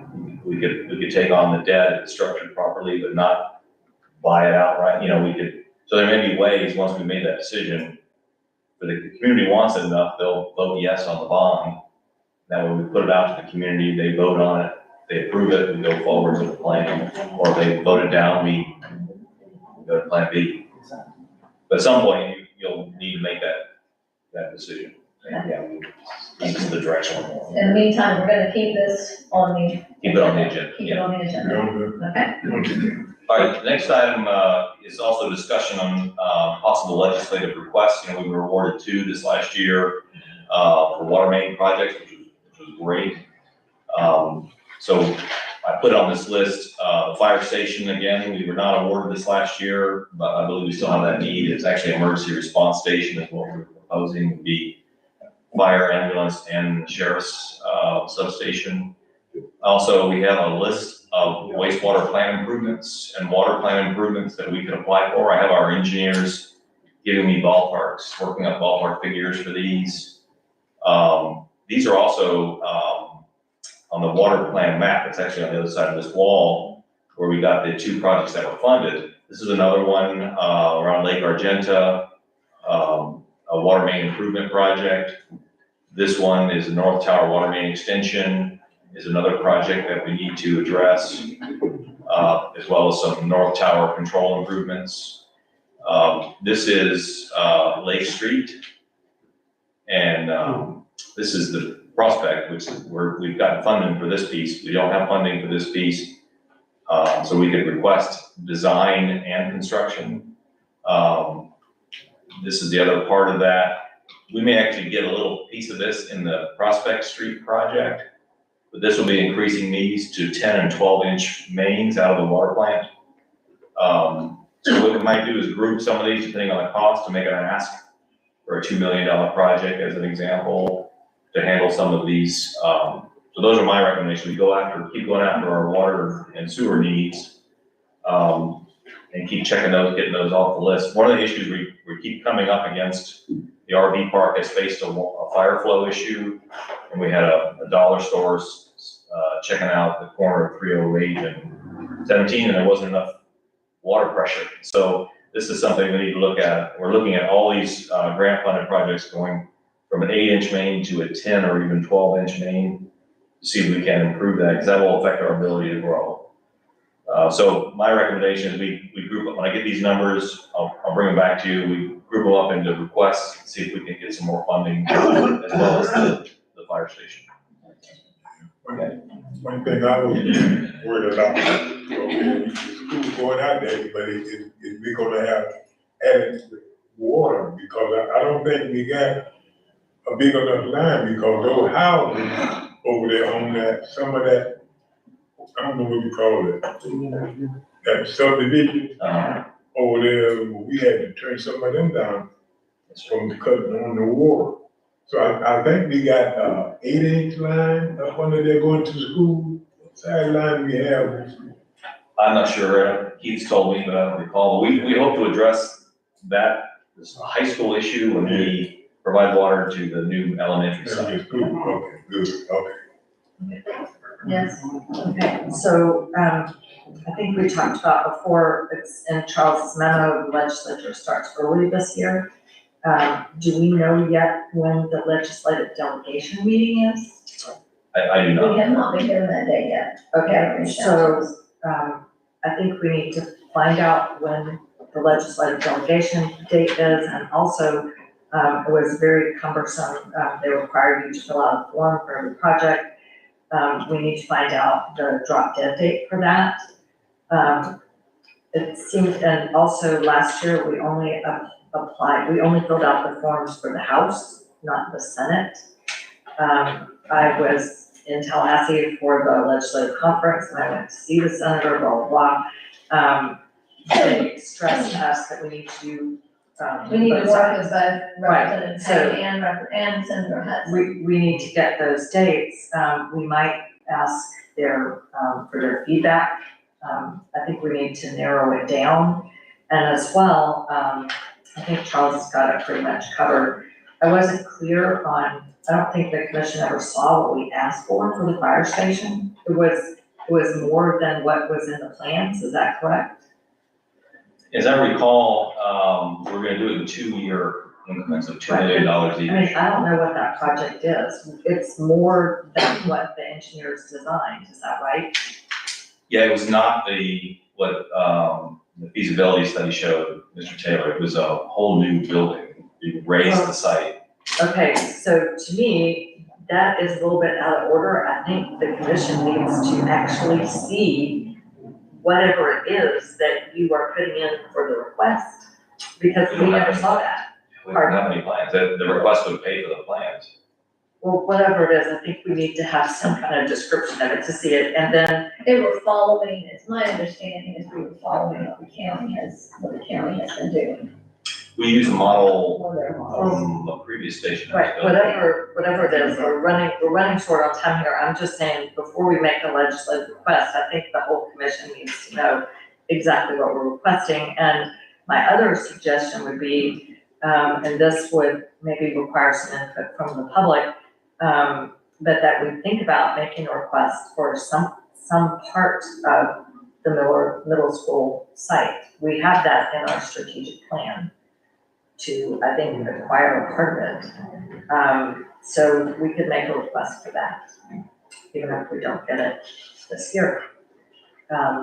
So this would be the time to start and try to formulate those ideas. But I like your ideas. I think we just need to whittle it down. I don't think they'll take 10 from us. No, they'll ask for our priorities. Right, and then the other thing is, in terms of, I think I sent this to Charles. Obviously, we've talked about, we've been uphill and downhill with the recall process, which I think the mayor raised concerns last year to the delegation. If we have specific, right, when we were in Black. Correct. Okay, well, my thought is, now's the time, since we've been through this, if we have specific ideas about what needs to be changed, we should come up with. Yes, I'm already working with League of Cities. As a matter of fact, I have a meeting that I'll be presenting at, basically to gain, to reform, okay, the recall statute 100.361, municipal recall. It's not getting rid of recall, it's just trying to reform it so that it's a little more fair to everybody that's involved. Right now, the process is a little bit cumbersome for everybody, and hopefully we can get it down to where it makes a little more sense. So I'm already working on that, I'm already dealing with, legal people with it. So I've got quite a number of people right now that are already involved. Okay, And she's so- not doing it on behalf of our commission. I No. think she's doing it on behalf of Me, going through this, it really shows that I think there's some better ways Okay, to do it. but what I'm saying is, there's no reason that the whole commission could not support that. No, there isn't, but, and as soon as I have everything in place, I'll let you know about it. Okay, well, we gotta get going, because it's gonna be, the committees are gonna start to meet in September, October. You sit there. Okay, so let's move on to the city manager performance evaluation. Thank you. I think Karen passed out a summary of your evaluations. It's a 1 to 5. I kind of look at 3 being, I'm doing what you hired me to do. My average total was 3.86. Also, there's a summary of staff. They were very generous. It was a 1 to 6. Here, Sorry. you have the new one? No, I don't have it. Yeah, I have one with Commissioner Banks. Do you, Just making sure. have you handed it out, Karen? I just handed it to It's you these when little blue. I just handed them to you as I was. This is, I've got the employment. You should have both of them.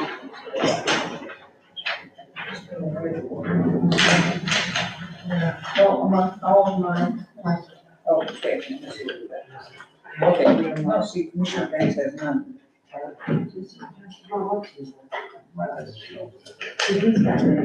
He's got his.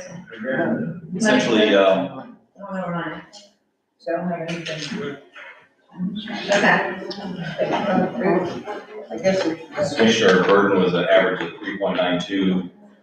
Mayor Myers, 4.28. Commissioner Commissioner Udito at 2.58, and Commissioner Banks at 4.64. So I had not planned on a presentation, but after some of the comments, I thought I'd better show that I've done some work in the last 2 years. Basically, just as a review, I took our infrastructure plan, the map I mentioned from Mid-Hour, started looking for funds, managed to get $3.85 million so far in water project money. I'm currently requesting from the commission Better Place Plan funds to repaint our water tower. This will extend the life of our old-fashioned water tower, as well as ARPA funds to catch up the fire hydrant maintenance, which has been deferred for probably a decade. Also expanded the sewer system for Oakwood, which is 8 single-family homes and 5 commercial lots.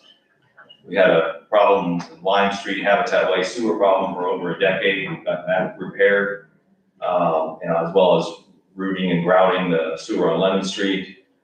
We were not successful last year with an MSCOT grant for our dirt roads, but we've reapplied and hope to be successful to tackle half of our dirt roads in the city this year. We did add speed bumps on Grand Rondo and Main Street at the request of residents. We went through 2 storms, and we're in the process of getting FEMA reimbursement for our debris cleanup, damage fencing, and our pier repair, addressing the stormwater on Lake Street. Sorry about that. Design solutions for stormwater on North End Street. Upgrading our picnic tables, bleachers, signs, ball field lighting, and so forth in our parks, getting our parks all up to speed, up to snuff. Cleaned up our city landscaping and the medians in City Hall. We finished out the Fletcher Park grant funded improvements. We've added streetscape improvements on Central Avenue, which is the pavers and pots and trees. I have a request on the agenda tonight to continue that expansion, as well as new banners on the street. In the regulatory planning area, we contracted with professional planning services. We have started the updated redevelopment plan, as well as the creation of the vision and master plan for downtown and corridor. We completed a statutory updated comprehensive plan. We're updating our land development code. We're implemented a facade grant program. We did a lot of good work. We have 10 more applications coming to you. We adopted a strategic plan, and we're converting our code ordinances to Muni Code online. Inside, we're doing renovations to City Hall and the annex. We've upgraded our computer systems and phone system. I brought all our positions up to minimum wage. The new minimum wage, provided a training budget for my staff, created staff activities such as breakfast and swag and so forth for the staff. We created a full-time CRA position and filled it, activated our redevelopment funds, rebranded the city, logos, banners, park signs, and so forth, enhanced our Christmas celebrations with lighting in the park and medians, and designated the Florida Main Street program, which established an enhanced schedule of events, volunteer involvement, beautification, public art, maintenance. So that's the accomplishments. And then there were a couple of comments about me having an agenda. And so I wanted to address that because I do absolutely have an agenda. So what is my agenda?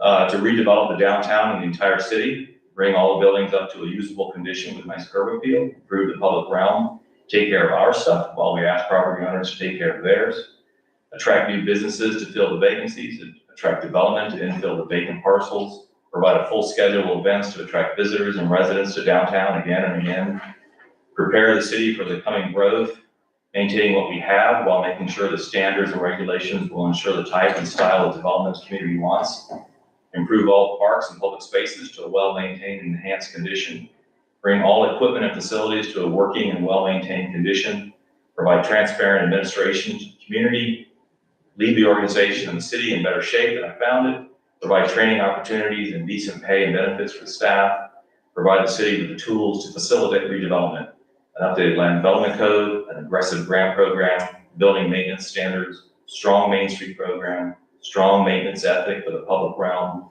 active scheduled events, and facilitate the success of the Main Street program and its volunteers. So that's what I'm up to. And I think we've made a lot of progress. My request to you is I give my staff a 5% increase, and I'm requesting the same. Okay. And I do want to share this, that with employees, we did a a survey with the employees, correct, Karen? And I think 6 was, and he scored out of a 5.7 from the employees as far as how they felt about him, and they did that anonymously, correct, Karen? Yes, ma'am.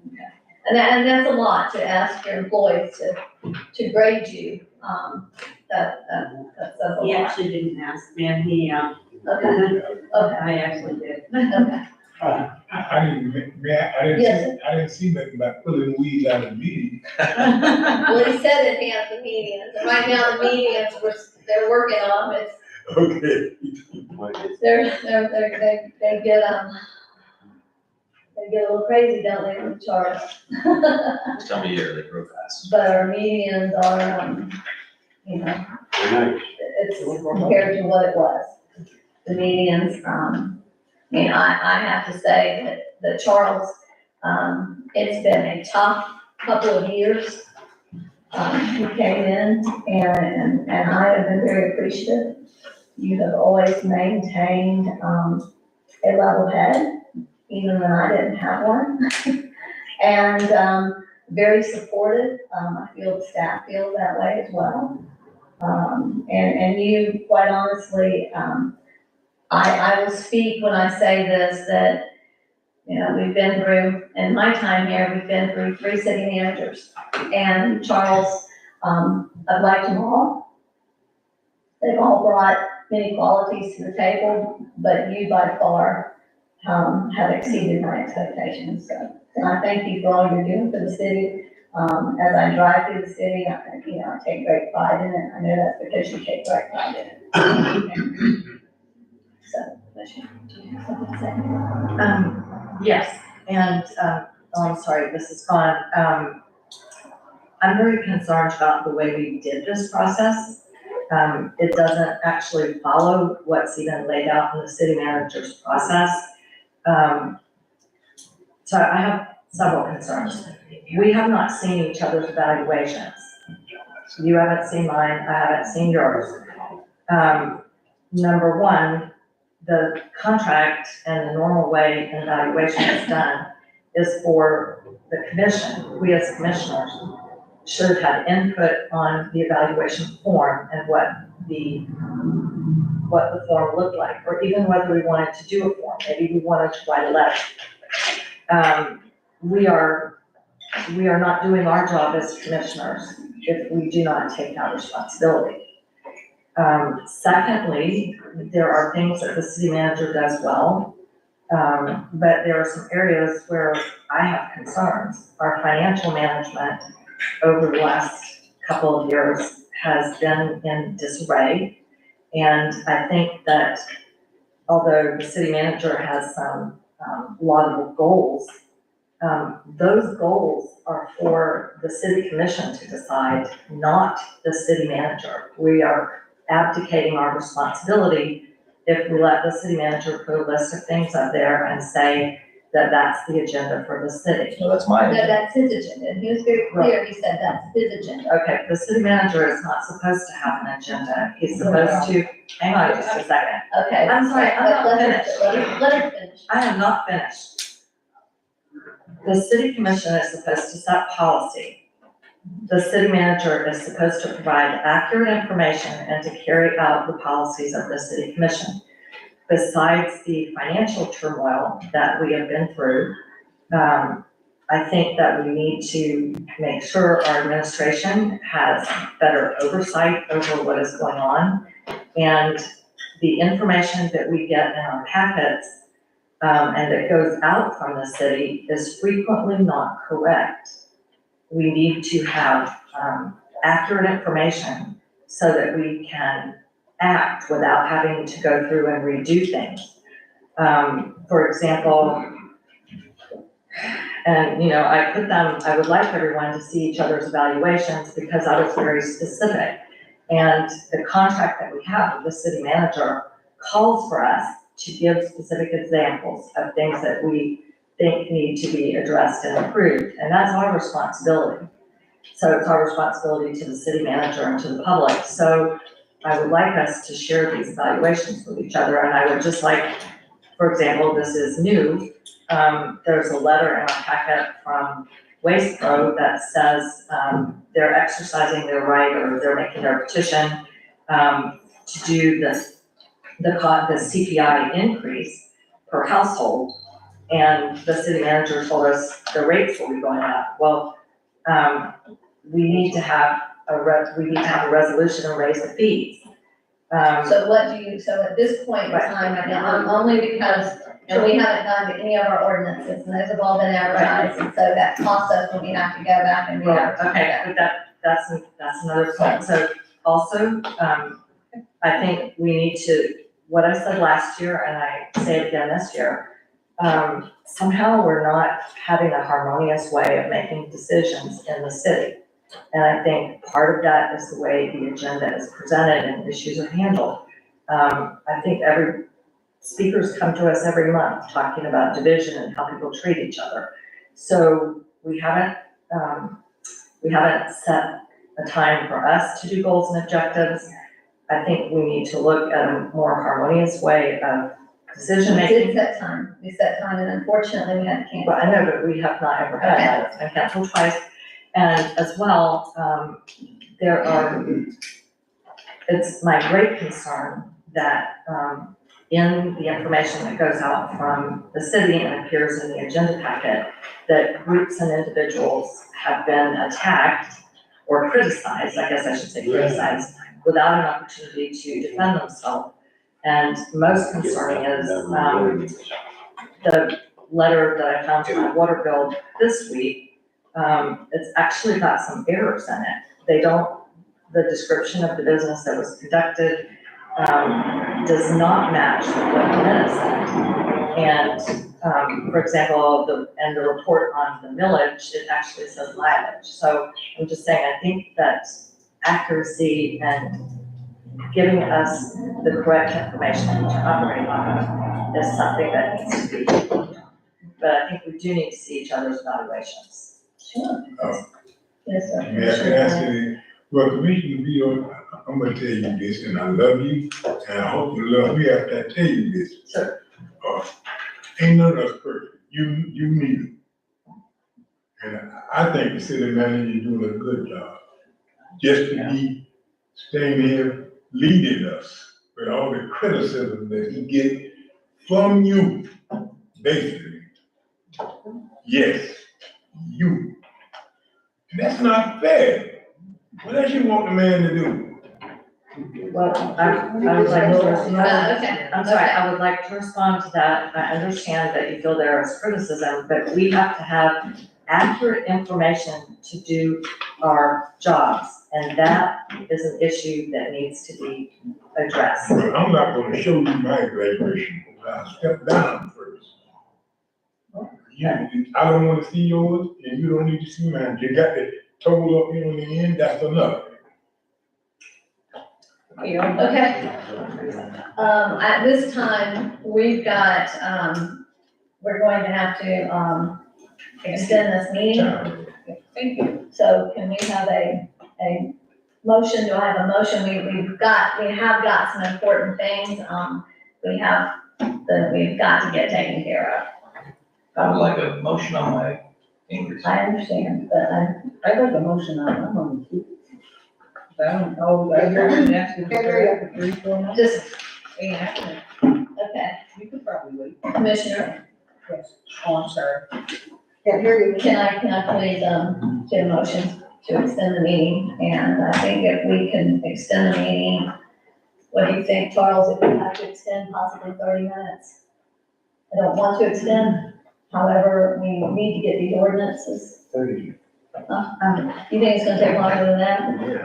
Mayor, I have a concern about some of these ordinances because I looked at the minutes and the minutes did not say to bring them back. The ordinance on the change it didn't pass. I don't understand why it's back on the agenda. I was told to bring it back. Advertised. It's We not. can table the ordinances. None of them are the You minutes. wanna take the ordinance? Yeah. The only thing I Yeah. have a personal ground on saying this, but I brought the animal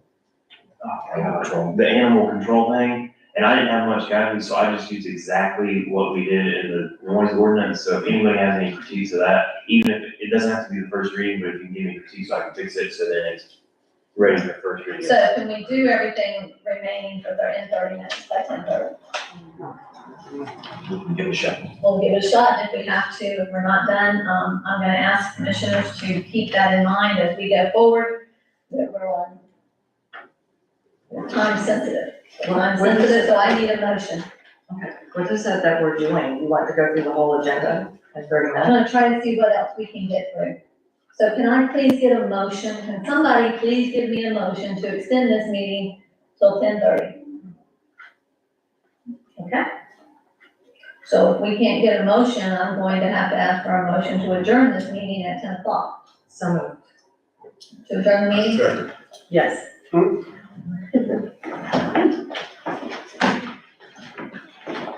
As a citizen, I'd like to request that we make these public notices the first thing on the agenda for the next meeting, since we did not get them tonight. And therefore, none of these things can be done because none of the ordinances are voted Well, on. you're right, and that's why I asked Rose to extend this out so that we could get these ordinances taken care of, because they were important. And, the business was important too, and we had people that were waiting on that. And so I don't understand why the commission is not willing to go Well, forward what with we're 30 more proposing is that we minutes. make them first on the next meeting. That's what I'm proposing. I need to call in favor. Okay, all in favor of adjourning the meeting, please say aye. Aye. All opposed, nay? Nay.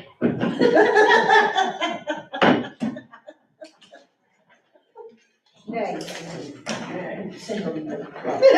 Sorry, you take that up next. Good night, everyone. Yeah, Good night, Commissioner Baggs. Good night, Commissioner Burton. Good night, ladies and gentlemen. Thank you for sticking around. You're very welcome.